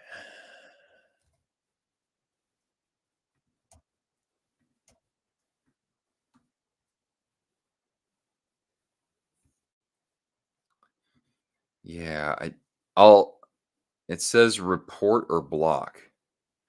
Oh, I see what you're doing. Yeah. So you were just trying to click on it from the chat. Yeah, again, try going to the yeah, just try going into the video description below below me here, just a little bit below me, because I think you should be able to click into that, or at least like copy the link from there and paste that in. Well, David Quinn last. I don't see how you can blame him for anything. At least that's they sort of play hard, sort of. Um, I mean, I- the 3 year period is usually what we see in the NHL, in other leagues too, but like especially in the NHL. I think it depends on which prospects get the call up next year. And the thing is that like, can we see Musty out there next year? Could we see Matthias Havlet out there? I still don't think that all that many guys are going to be making the appearance next year. Celebrini, I would think could, but he'll just be 18. He'll be a young 18-year-old. So I don't even know if that's best for him. So I don't. I think that Quinn could still get he could still coach that whole year without being fired. But even so, you can't really. I think you're kind of making a good point. Like you can't really evaluate what Quinn can do when he has an NHL capable roster.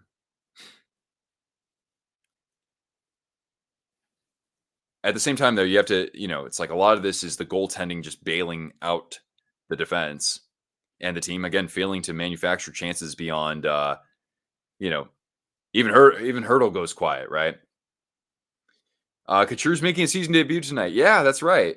Good for Cooch. I was concerned he would not play at all this year. The trade deadline, yeah, we're at about what, like about 7 weeks, maybe a little bit less. And hopefully I have some stuff I can cover with that here. That'd be great because we do get a lot of hits when when we break trades. It shows how good Carlson was. How the F did he have 100 last year? Well, I mean, we got to also remember that his point production it tailed off. He was still basically a point per game player once Timo Meyer got traded. But yeah, man, it really just show how awesome he was last year. That was I mean, as bad as the team was, it was fun to watch. Not like this year, except for like that, what, like 8 game period or whatever when they were coming back by down multiple goals in the third period. Uh oh, never mind. Yeah, it was great just seeing his skating abilities come back. Right.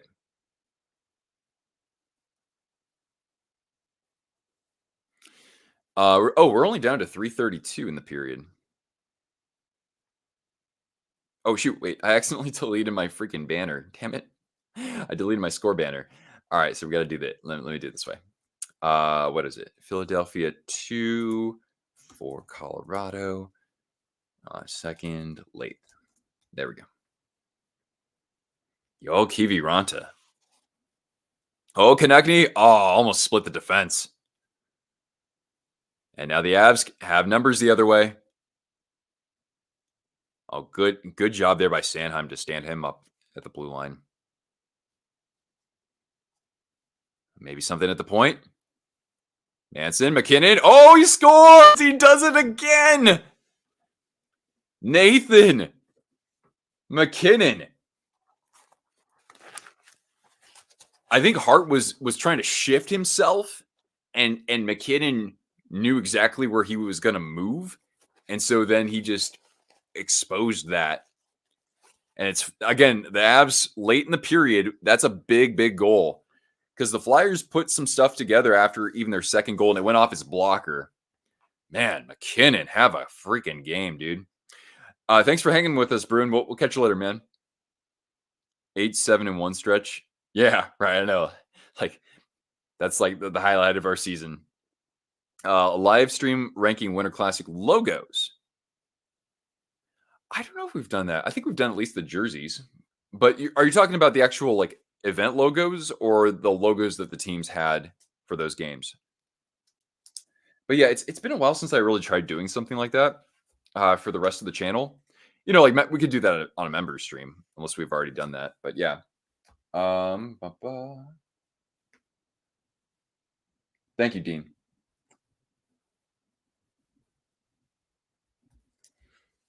Yeah. I'd probably do that as a member stream. I hadn't set one up yet, so maybe I'd actually do that. Hell, I mean, I think I could do it tomorrow, maybe. But thank you. Yeah, I'll think on that. Zachary, what's up, man? The new Beekeeper movie with Jason Statham. No, I'm not familiar with that's so there are multiple movies like that. I have no idea. I basically don't go to. I never see movies in theaters. I don't really watch movies ever now. Honestly, it's kind of weird. Anyway, oh yeah, 5-2, 5-2. Duh.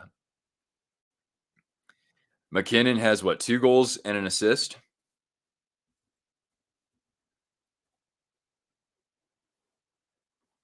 I gotta make a post on X because I have such a huge presence there. No, I really don't. I'll just say, just give Nate Dogg the heart already.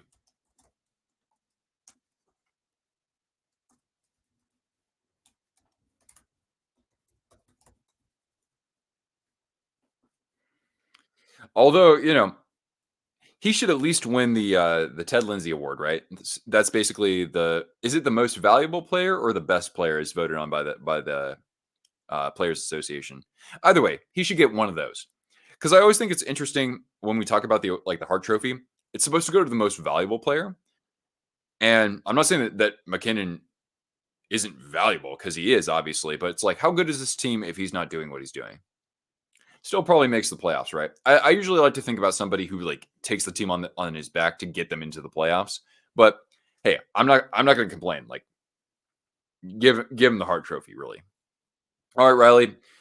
Have fun at the show tonight, man, or at the match, I should say. Man, my stomach is growling. It's telling me that I need to heat up some chili.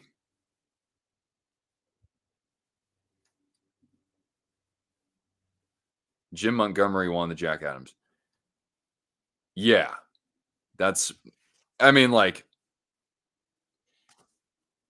how I think there were other good, good candidates out there, really good candidates, like Dave Haxtell for the Kraken, for example, and Lindy Ruff. Like those two teams had like historically two of the greatest turnarounds. But like it's kind of hard not to when the Bruins won 65 games, right? But yeah, this year I'd love to see Tortorella win it. Although maybe not for this game. But yeah, we go to the end of the second period. Nathan McKinnon, man, just absolutely shredding the NHL.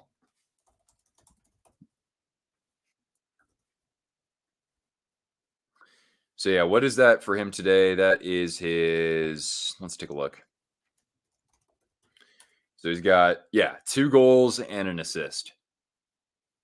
And that goal was his 26th of the year.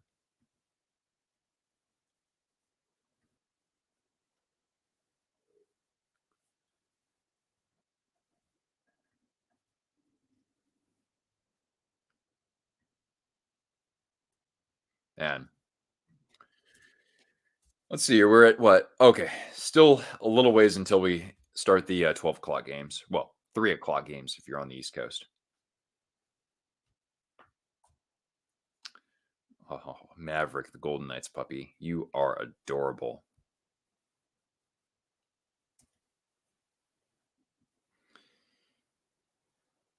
Has anyone else seen that? Rick Tockett? Oh, yeah, great pick. Absolutely. Of course, Rick Bonus has to be in the conversation. Chris Knobloch's going to have to be in the conversation. The Oilers, I think, have the best record since he took over. What? Yeah, what is the Oilers' record since Chris Knobloch took over? Can I ask StatMuse?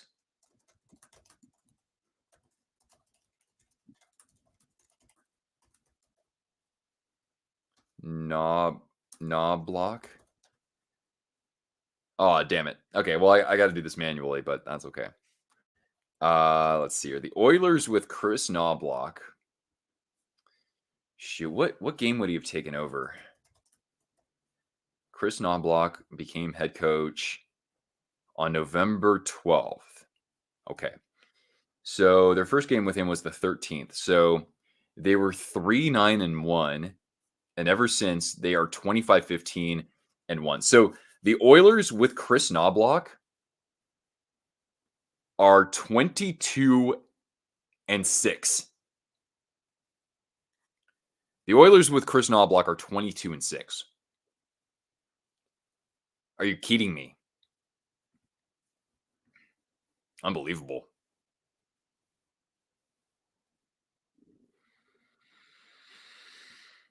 Oh, deep breath.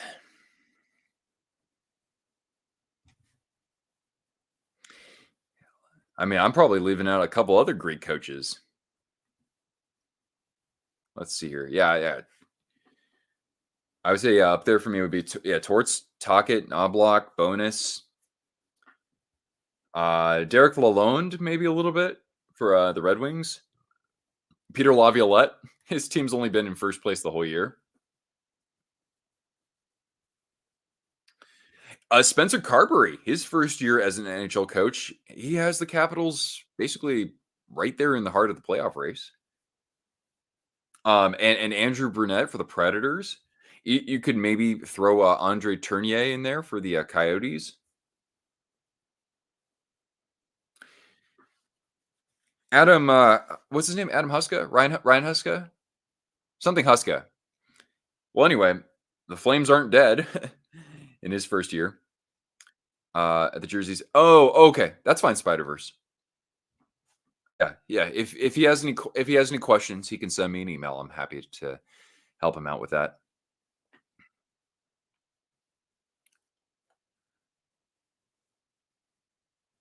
I need to make some tea. My voice is killing me, man. Mm. It's because I was singing along to some AC/DC classics last night at this concert. And for anybody who likes AC/DC, this cover band, they did them all. The only like hit they really didn't play was not for those about to rock. They closed with that, but they didn't play "It's a Long Way to the Top." But they got everything else covered. It would have been funny if they would have done "Big Balls" though. Put Cassidy in there, especially with all the injuries. Sure. I mean, it's a regular season award, but yeah, if they found a way to like win the division with like half of their roster out, you could throw them in the conversation for sure. Hmm.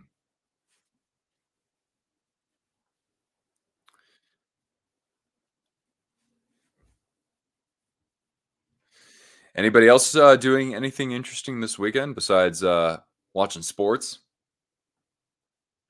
What about you, Cortana? You good girl.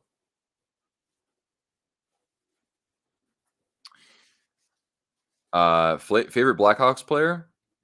After Bedard, you know who I really like is Alex Vlasic. It's wild that the Avs haven't played their best hockey yet. Right. Yeah. Now, is Nichushkin could Nichushkin come back for the playoffs? Granted, I know that it's not like an injury, right? It's there's something else up in the air with him. Because like if they can get Lekanen healthy, if they can get Nichushkin back,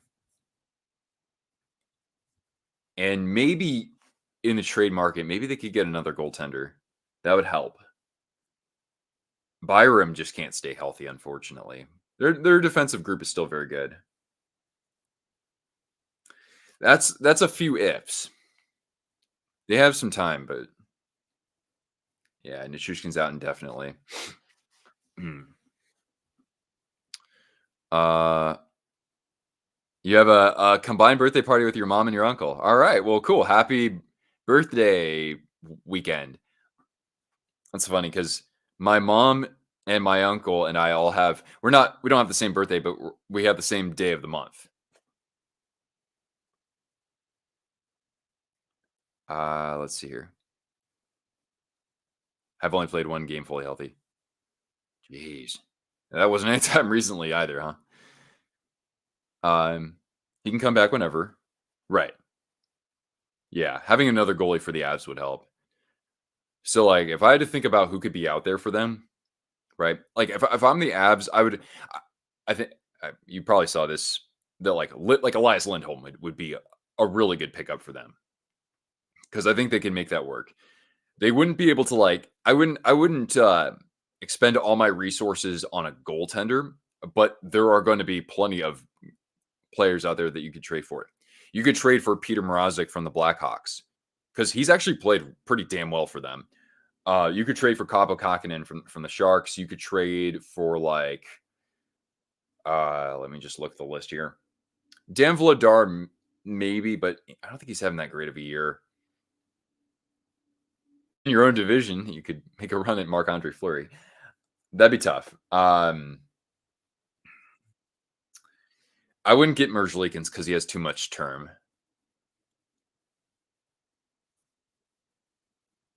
Not Corpusalo. He's signed long term. Maybe Anton Forsberg. But yeah, I think their best run or their best option for a goaltender would be like Jake Allen or Peter Mrazek. I would probably say one of the two, maybe Kaapo Kakinen. What's up, Dan? Ted Lasso. All right, man. I've never seen that. Philip Forsberg and his gal are having a baby. He's going to have a duster by the time he's about 4 years old. Good for him.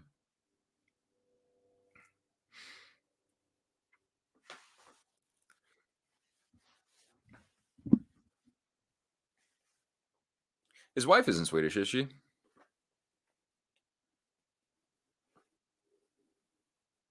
girl. Yeah, but I've never seen Ted Lasso. I only hear great things though. And apparently it wrapped up after 3 seasons. So like it goes out on a pretty high note, which is good. You like to see that.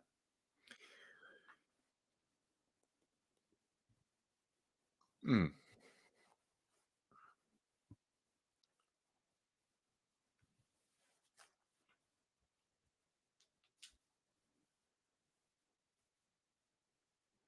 Oh, you know what we'll do?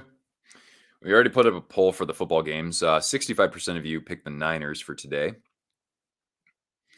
Since I was at an AC/DC concert last night, I'll put up an AC/DC poll. These will all be. Let's see here. Favorite AC/DC song. Put up Hell's Bells. Uh, uh I know I'm missing like a bunch of options, but Thunderstruck. Hell's Bells, Back in Black, Thunderstruck. These will all be from the Brian Johnson era.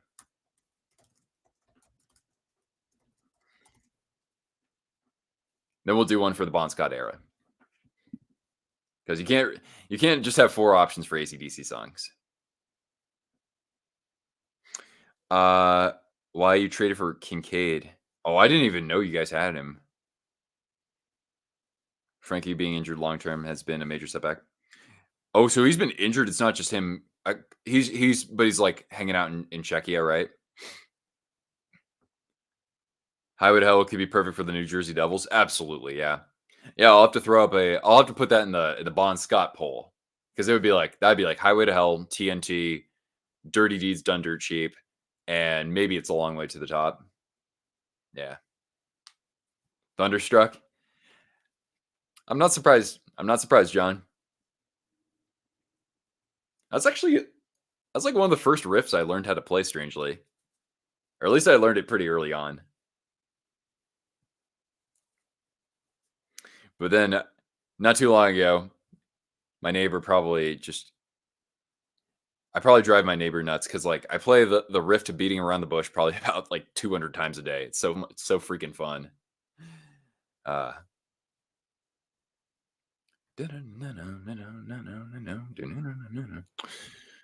Yeah, Oilers 12-game winning streak. And who do they got tonight? Are they playing tonight? Oh, Battle of Alberta tonight. So Oilers and Flames are playing at 10 Eastern, 8 Mountain. And then the Oilers' next few games. Could this team actually get the all-time record for a win streak? Because after this, they play the Jackets, Blackhawks, Predators, then the Golden Knights, but we know that they've been banged up, although they have good ownage on the Oilers. Then the Ducks, and then the struggling Kings, and then the Red Wings. It is not it is not inconceivable. It is not inconceivable that the Oilers have a legitimate shot at this record, which I think is what, 17 straight wins from the 92-93 Penguins. Unreal, man.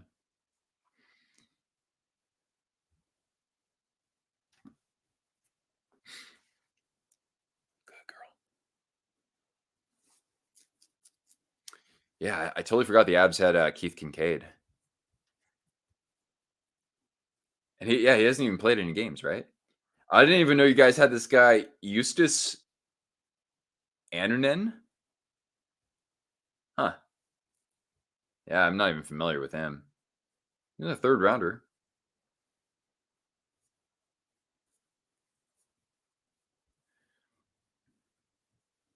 Okay, here we go. If I was the GM for the Sharks and I had a deal to Vegas, who would I trade and who would I want in return? Either or even trade.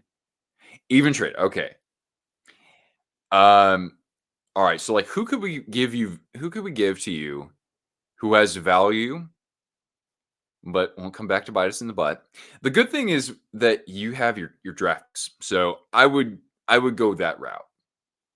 Because you probably wouldn't part with your prospects all that easily. At least not one of your top 4 or 5 prospects, right? Because you don't have like the deepest pool. Didn't the Oilers get off to a slow start? Yeah. Yeah, man. The Oilers are 22-6 since firing Jay Woodcroft. 22-6. Isn't that crazy? All right. So if I would trade with my biggest rival or biggest adversary, let's just say, who would I give up? Who do I think would be fair to deal away? Philip Zadina. Would the Knights want him? Knights don't really need a middle 6 winger so much. Barabanov's not having a good year for the Sharks. He had he missed like most of the start of the season. But I used to really like he was a really good Shark going into this year. Nico Sturm has won a Stanley Cup, but he's had injury problems too. If I had to choose a forward, would I deal away Duclair? Duclair's kind of a nice option because he's fast, and if you can plug him anywhere between lines 3 and 1, and he would be a good fit. I mean, anybody would be a good fit playing with Jack Eichel. I know he's injured right now, but like Duclair and Eichel would actually, I could see that working out pretty well because Eichel's obviously a good playmaker, and Duclair in transition can be pretty lethal. Um, I mean, but Kaapo Kähkönen's been healthy all year, so if you guys want goaltending depth, I'd deal him away. But it's like dealing like that in division, I'd have to ask for a second rounder. But I would be like, I'll give you Kaapo Kähkönen and a fifth round pick in exchange for like a second round pick, something like that. Or I will give you Anthony Duclair for, again, like I could do Anthony Duclair and like a second round pick, or excuse me, Anthony Duclair and a fifth round pick in exchange for a second round pick, something like that. That's not even 32 or 30 games. It's still a pretty good sample size, but they're going to get hit in the mouth at some point, right? They want that will happen before the playoffs start. So they'll have to find a way to bounce back from that because they're not just going to steamroll everybody. But what's crazy is that, man, like the Oilers defense has played really well. Why'd the game start so early? Yeah, right. Well, it's in Philadelphia, so the NHL Network has this year, and I think even dating back the past couple of years, they do on the weekends have like early games like this. First Predators player to have his number retired next to Pecorine, Mike Fisher.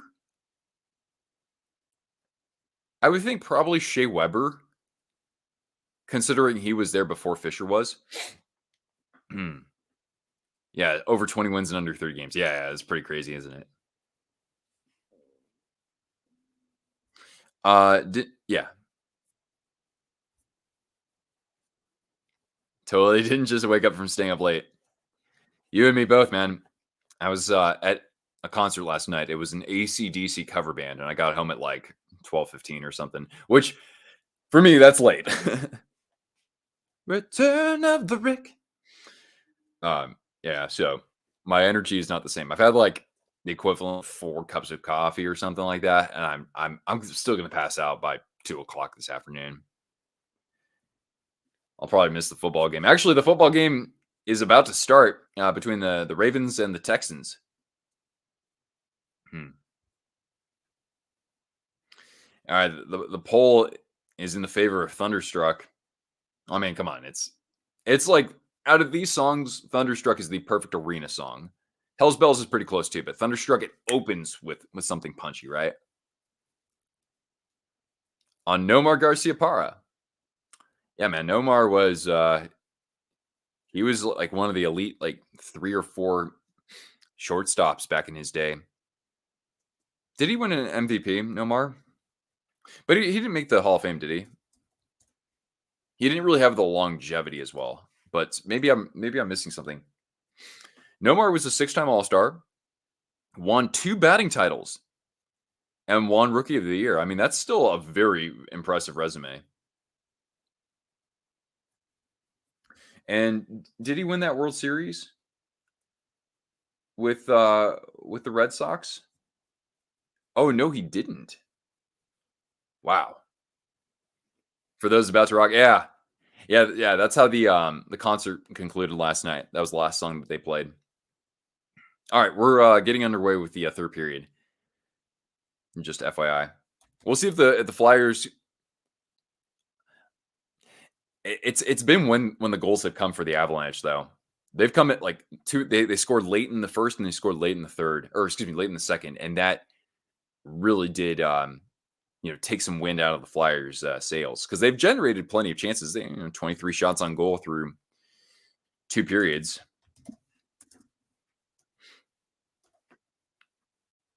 Mm-hmm. Mm-hmm.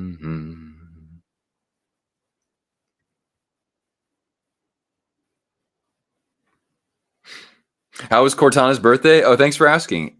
It was good. I bought her a frisbee. She's gone through so many of them, but she loves frisbee. That's like her favorite thing to play outside. Right, girl? And I got her some baked goods. They make those for puppers, and I got her a couple of new toys outside of the frisbee. And I didn't get her a ton of exercise, but we did what we could. It snowed like 8 inches that day. So, but yeah, she enjoyed it. She got lots of pets, lots of belly rubs. And yeah, Cortana's 10 years old, but she's got a lot of spunk. She's got a lot of, she's got a lot of pep in her step. Nice block by Rantanen on, of course, Konechny. Yeah, Flyers, man, they've put together good possessions and extended their time in the zone. That could have been a tripping, by the way. Flyers were lucky they didn't find themselves shorthanded there. Have I lost power with the snow? Fortunately, no. I mean, I live in a townhouse complex, and it's like a 6-year-old complex, so like it's in really good shape. We don't have any problems with that stuff usually. I rented a house here my first year in Idaho, and yeah, like I think I lost power a couple times, but not for very long.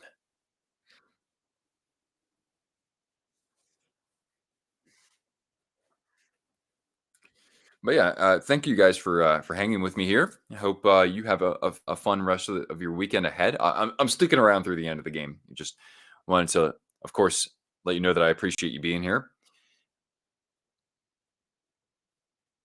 And yeah, hopefully I have like good ample time to put out some content related to the playoffs, and certainly like the trade deadline would be cool. Although I want to get back to producing some of those features that I was working on earlier. Like I had that Flyers one on the that game against the Soviets.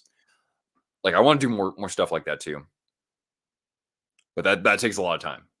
It's just really fun working on stuff like that. It's the time of year where you see everyone has snow, but you're here in sunny Vegas. I mean, I love this. Like I love having snow. I love when it's cold out here. The only problem now is like where I am though is it always gets really slushy because we're our days in the winter are often like between 35 and 40. So it's like we get these nice snowfalls and then it's like you're walking through slush for weeks, and it's just that to me is the worst. But I enjoy it for what it is, I suppose. What's going on with the other channels? Well, I briefly had sudden death hockey, which like for me, just making a few videos just to see what kind of traction it got. It was good, but I wasn't really enjoying making content like that as much, especially since I was spending a lot of time on sudden death sports and making those features. But the problem was that we had that video on cursed teams, and it has like 230 something thousand views, and I thought, okay, cool, like that's the direction to go in, where it gets exposure and people enjoy it. And then I say, all right, what do you guys want to see next? And people vote in a poll, and they say, oh, do the best game sevens of all time. And I said, all right, cool, that's gonna be a lot of fun to work on.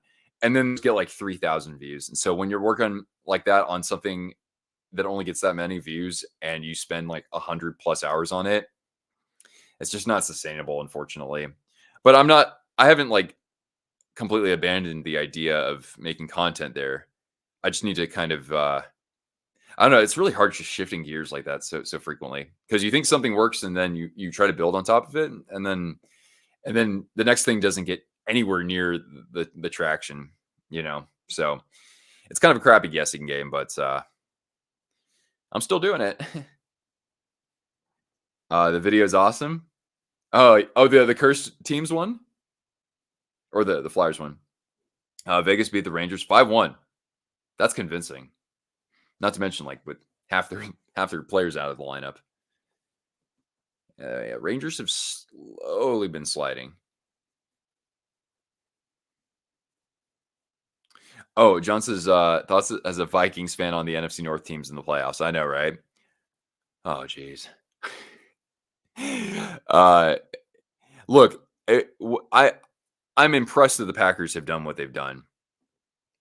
You know, I'd rather them succeed as like a wild card coming out of nowhere. That's just better, right? Than like winning 14 games. And as for the Lions, it's like one of those things where maybe I'm not as cheerful right now, but if they were like go on and win the Super Bowl, like looking back on it, I mean, I'd really be happy for the fans because they've just been through decades of futility.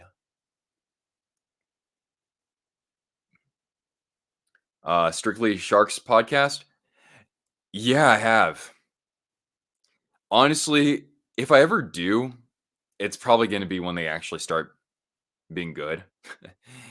Because I've seen this before. Like there are channels out there that cover them game by game, but like I can't imagine doing that myself with just how it is right now.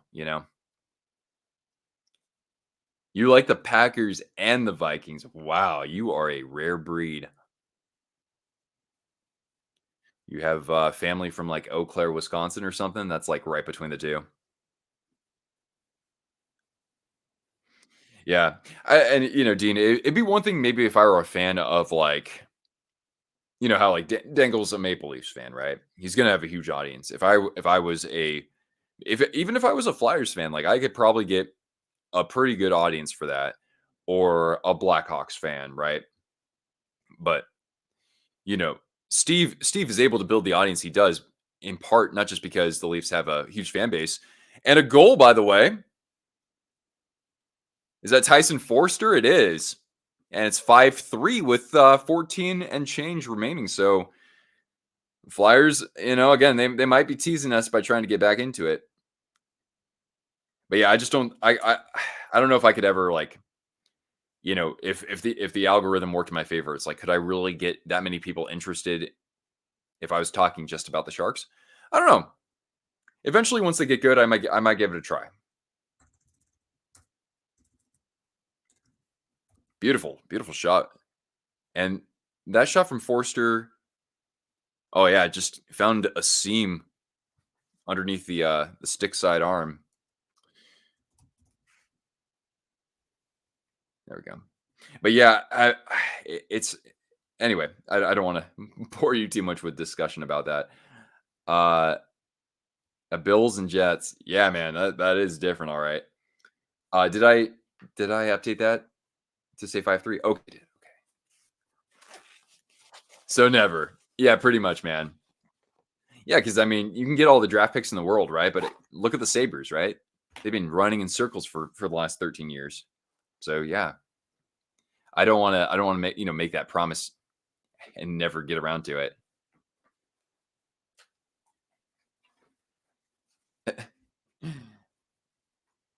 All I want is I just want my football team and my hockey team just win one championship. Just win one in my lifetime. Preferably while I'm doing YouTube to make it to draw in some audiences.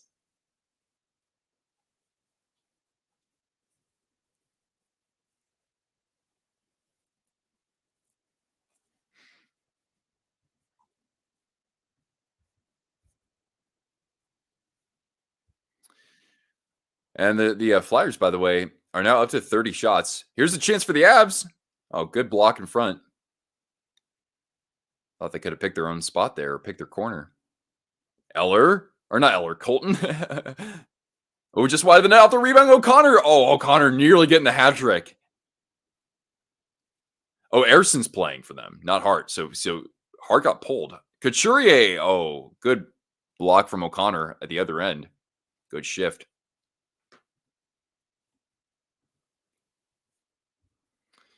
Buffalo's always good at circling the wagon. No one circles the wagon like the Buffalo Bills. God, man, that was the peak of sports entertainment. Oh, Drouin. Yeah, Drouin. Yeah, that was vintage Jonathan Drouin for a moment there.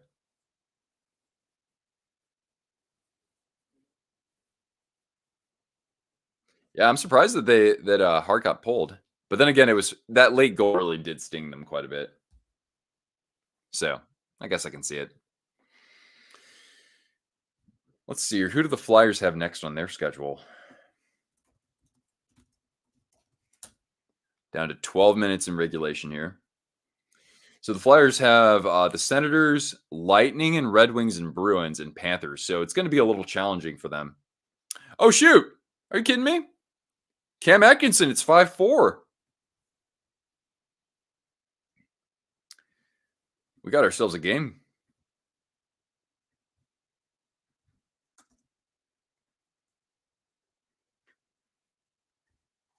Speaking of vintage performances, Cam Atkinson, it's good to see what he can still do in a full season when healthy.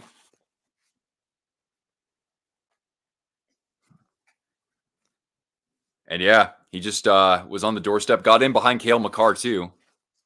And the primary assist is going to go to Rasmus Ristolainen.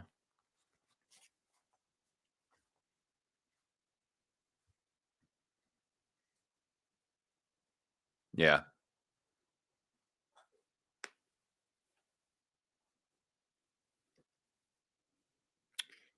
So yeah, we're at 11:49 left. And on their 30-second shot, the Flyers cut the deficit to 1. 9 injuries.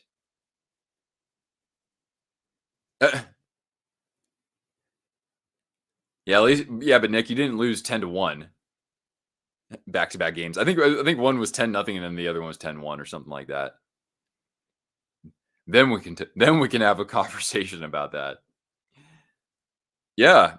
I mean, this has given us plenty to shoot. Broadcast just cut out for a moment there. Got to refresh.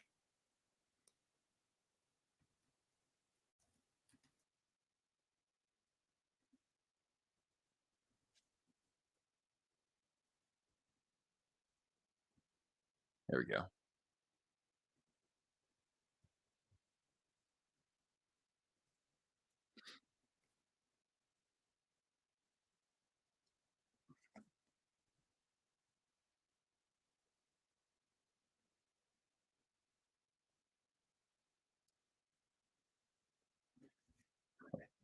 What did the poll look like at the end of things? Oh, okay. Not many votes. Yeah, Flyers pressuring some more. They came into the zone almost instantly there.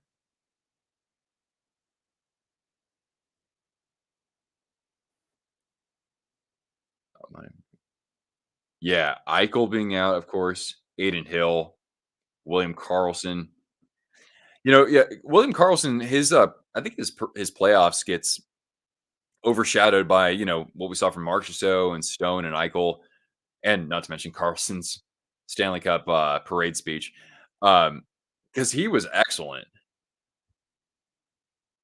Maybe the best he's that might have been the best hockey of his career there. Damn it, this feed though, I need to get a different broadcast. Thompson's playing well. Oh, what's going on, Gio? How you doing, man? Good to see you on here. Uh, you must be having yourself a fun year with how well the Canucks are doing. And thank you, dude. Hey, I appreciate that. That's awesome of you. Ladies and gentlemen, the legend, Geo, aka Lego Rocks. One of the OGs of hockey YouTube.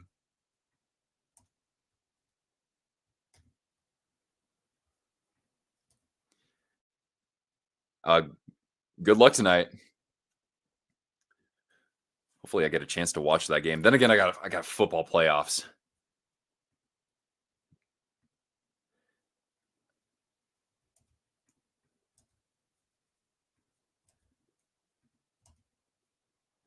You know, I think the MVP for the Golden Knights has to be whoever their goaltending coach is, though.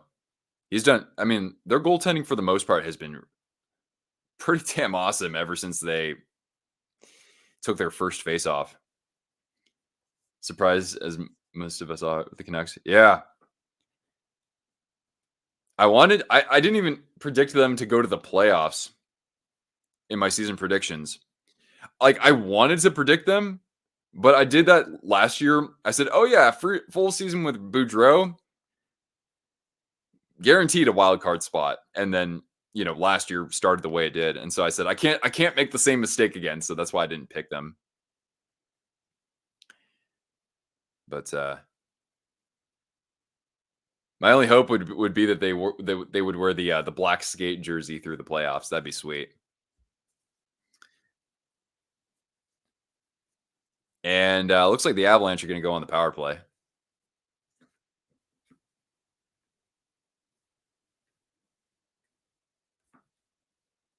and we'll go to a commercial break. 8:26 remaining.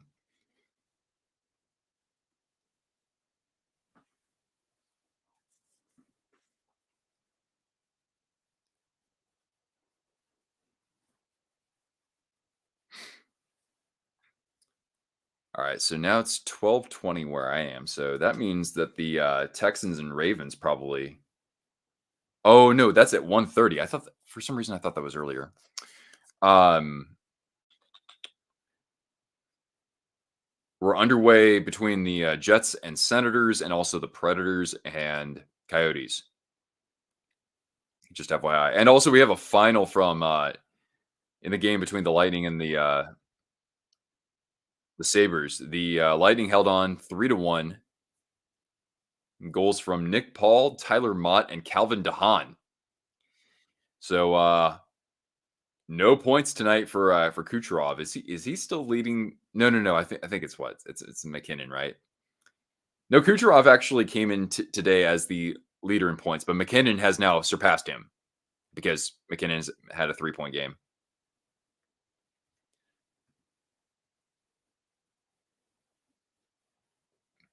More. Oh, Mott's was a shorty, and I didn't see. Did Vasilevsky play? Here, I'll check the box score on that. Pardon me. Let's see here. Because yeah, that's the story to me. It's the Lightning. Oh no, it was Johansson. 26 saves on 27 shots. All right. Thank you, David. Yeah. Must have not been that many whistles in that game either.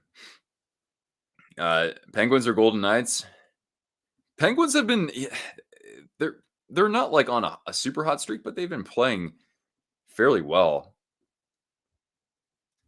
Let's see.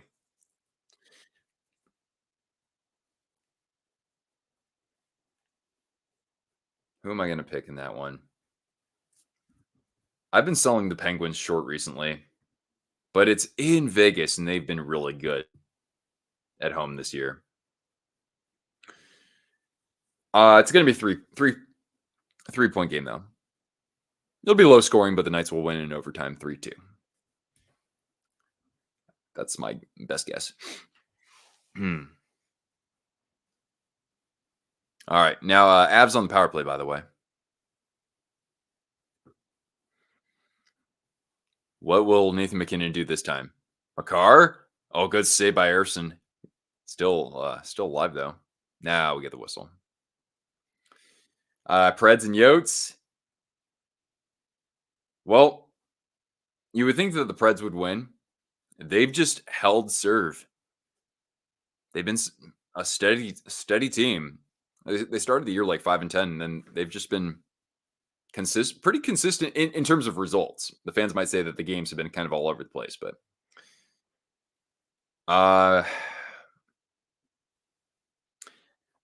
this has to be a show me game for the Coyotes. I'll take the Yotes. I'll take them 4-1. As the Predators have 10 shots on goal and the Yotes have 2. And we're not even halfway through the period. Oh, Makar nearly squeaked that one by. Actually, no. Off the rebound, they scored. I thought that Erson had secured that, but Rantanen buries it. And with 7:37, the Flyers still have a chance, but it's going to be hard to overcome after that one. 2 goals on the day for McKinnon, and now 2 from Mikko Rantanen.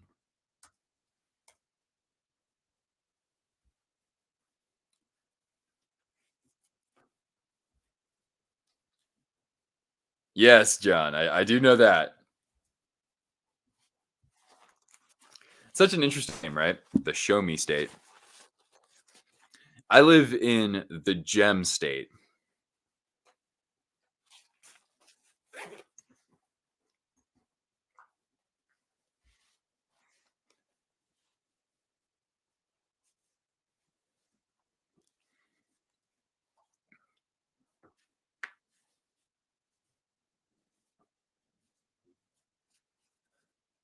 Good girl.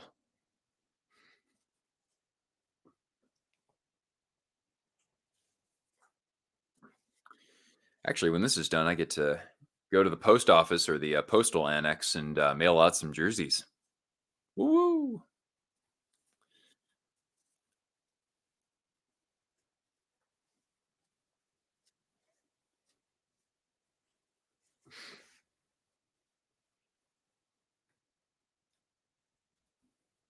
I guess I could see that, John. I've only spent one evening in St. Louis though, so I don't have too much to say, honestly. It was a very quiet night. I think I went there on a Monday night. It was just on a road trip I was driving through. Coyotes do score the first goal though. They must have heard me. So on their fourth shot, it's Clayton Keller. That's number 18 on the year for him. And fortunately for him, he doesn't have to be the entire offense for that team anymore.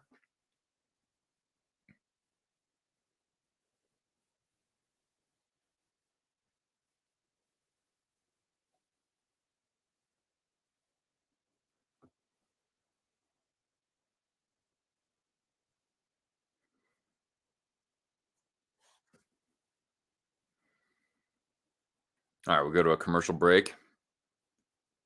Yeah, I saw that, Nick. That's such a cute puppy, isn't it? Only 10 weeks old. Oh, I like how NHL teams do that. Yeah, he's real cute. Oh, Keller's also from St. Louis. Yeah, wow. A lot. There've been a decent amount of players coming from there, huh? Like Ben Bishop, Patty Maroon.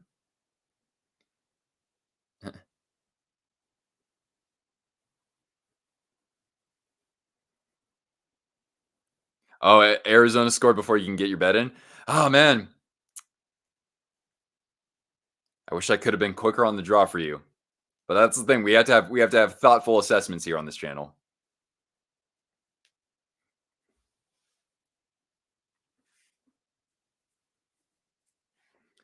And scoreless so far between the Jets and the Senators. Later today, we also have Canadiens and Bruins. And, Montreal's been a tougher team to face this year.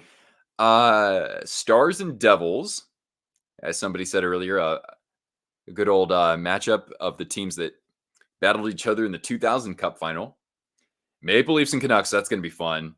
Caps and Blues, a couple teams still trying to stay alive in the wild card race. We got the Battle of Alberta tonight between the Oilers, who have won 12 in a row, and the Calgary Flames, who are still kind of hanging around in the playoff conversation. Kings and Rangers, man, who needs that win more? I mean, the Kings do, but the Rangers haven't been on their game so much these days recently. But yeah, the Kings, I think, are like 1-6-4 in their last 11 games. It's been ugly. Golden Knights and Penguins, we mentioned that earlier. And then, of course, we've got it's basically a tank bowl. We have Ducks and Sharks. Although the Ducks, let's see here. In the overall standings, how are the Sharks doing points wise? The Sharks are 7 points behind the Ducks and have played one more game, and are 6 points behind the Blackhawks, but have played one less game. Okay. I feel good about that. I'm feeling good about that. Although now we get Logan Couture back, so watch, we win like 6 out of 7. But yeah, the Kings have been horrible, man. Bishop, Maroon, Keller, and of course the Cajucks. Yeah, and Joseph Wall, really. Let me take a look. I think you're right. Yeah, Darden Prairie, Darden Prairie. Yeah, it's in St. Charles County. Well, I'm sorry about that, David. But maybe it's just not. Maybe it wasn't meant for you to bet on. Nick, what's going on, man? I know you got your hockey stuff to do. Have a good time, and once again, thank you, Blackhawks, for winning last night. Yeah, we're down to 5:28 left in this game.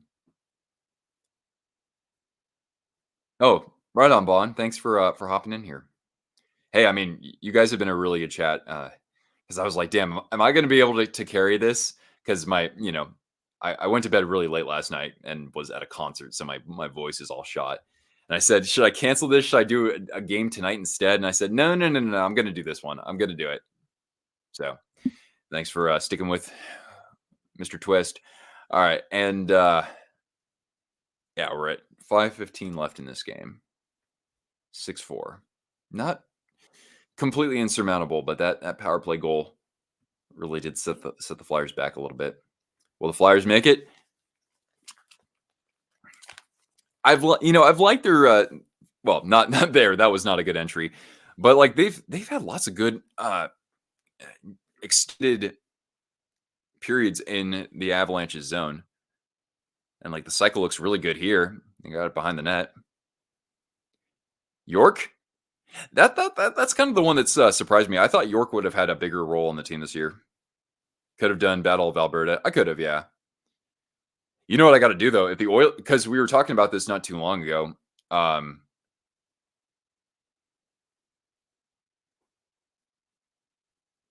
yeah, isn't that cool, Dean? I can actually touch the Stanley Cup because you wouldn't be able to do that for other sports. I'm terrible at replying on Instagram. Uh,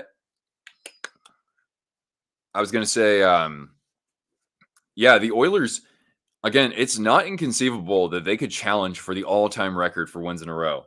They've already set a franchise record. I didn't know that it was only 8 for them. I thought it was going to be a lot more because, uh, obviously you think of the Gretzky era, right? But the Oilers, their next few games after this one against the Flames, they've got the Blue Jackets, the Blackhawks, the Predators, the Golden Knights, and the Ducks. And I think that would mean if they could win all those games, then they would set the record. That would be their 18th straight win. So they could very well do it. It's not insurmountable. It's not as arduous as it could be. Yeah, but the Oilers are 22-6 since making the coaching change.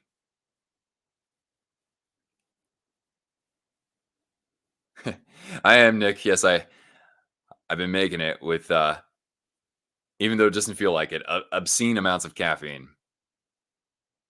But I'm gonna still take a nap today.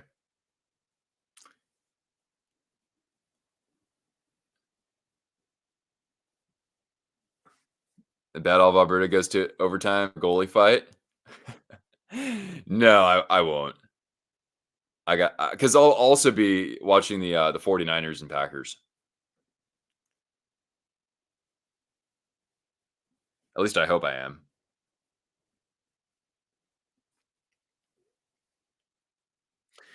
My my favorite memory though from that rivalry was Terrell Owens in the '97 playoffs. Was that like a walk off touchdown? Or basically was. I remember that. My dad's not even a Niners fan, and he was losing his mind over how unprecedented, how shocking that was. If you guys remember that.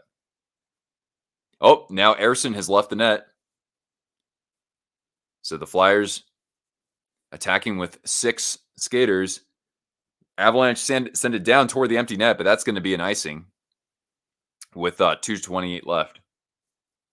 They should allow goalie fights again. I love goalie fights.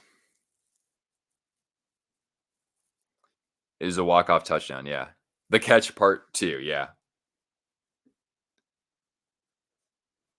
That was amazing. Because he was covered double, right? Did he get like absolutely drilled when he made that catch? I can't quite remember. I'd have to go back and watch it. All right, Couturier wins the faceoff.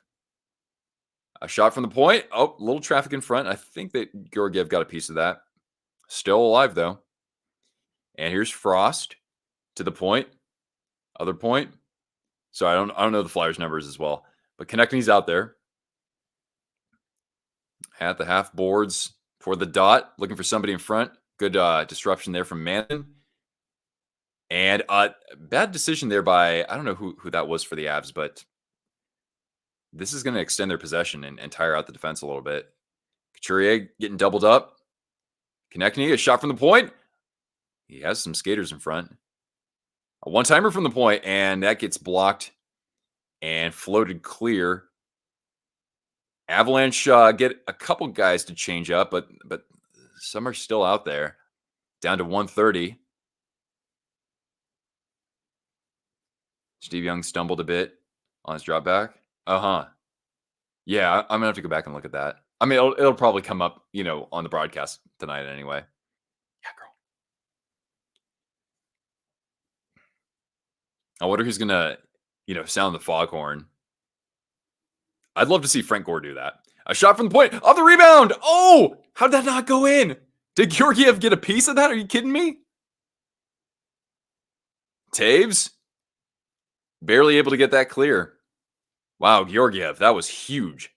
Couturier gets stood up, and the Flyers are offside with 52.9 left. With a death stare. She's like, stop shocking me like this, human. I'm 10 years old now. There you go, girl. Oops. Yeah, let's look at that save. Oh, wow. Georgiev. I'm just looking at the replay from that. A wide open net for Konechny. He couldn't elevate the puck, but either way, Georgiev, big time pad stop.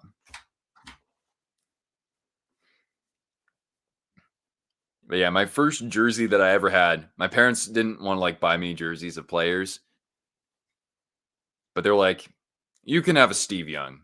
And I'm like, all right, that's cool. And then later I had a Gary Payton for basketball.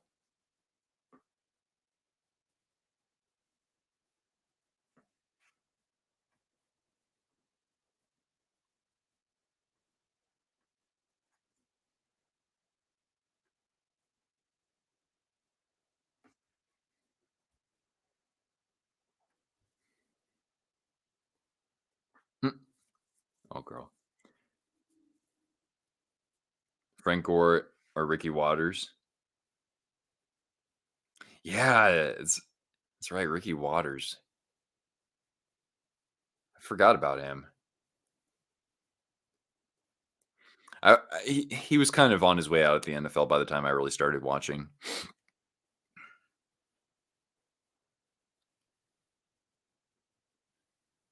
All right, let's see if the Flyers can at least get on the board one more time. Farabee. Frost there to support. Down low, here they come.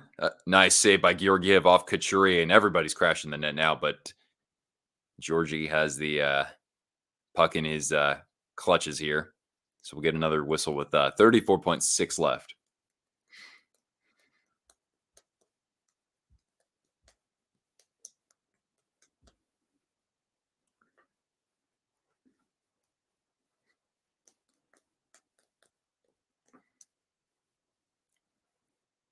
Well, if you're a Kings fan, you got to be wondering what's Dubois doing recently these days. All right, Konechny at the point. Good defense there from McKinnon. And Avs get the clear, and now they're going to have a shot at the empty net here with McKinnon with the Hattie, and he feeds it to O'Connor. Nathan McKinnon could have had the hat trick, and he gives it to O'Connor, and O'Connor's got the hat trick. I got to clap for him. That's class. That is all class from McKinnon. And O'Connor gets a Hattie. I love it. Is that his first ever? That is his first one. Awesome. I love it. Yeah, you're right, Dean. The Jets made out like bandits. I remember when it went down, I was like, why do I feel like the Jets actually did pretty well for themselves? I'll put this as a final score right now because it basically is. I love it.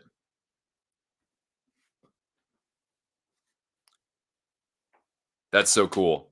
So Rantanen 2 goals, McKinnon 2 goals, and when he could have had an empty netter for the Hattie, he gives it to O'Connor, and O'Connor's got the Hattie. That's awesome. I love it. Hey, Lupe, how you doing? Thanks for joining us. Pretty good season for the Predators so far, huh? Although right now, how are they doing right now? Yeah, they're down 1-0 to the Coyotes. All right, final 10 seconds. And the Avs are just going to hold on to this in their own zone. And the Flyers' 5-game winning streak comes to an end as Logan O'Connor, with his first ever hat trick, 2 for McKinnon and 2 for Rantanen, as the Avalanche rebound after a tough loss against the Bruins a couple nights ago. All right. Well, I'm exhausted, guys. Like I said, I was out last night at a AC/DC cover band show, and it was super fun. So my voice is just driving me nuts. I need to go find some tea, and also my stomach's growling too. And I need to mail out the packages. Need to mail out some jerseys. So thanks for joining me. Before you bounce out, if you could just hit the thumbs up, that does help.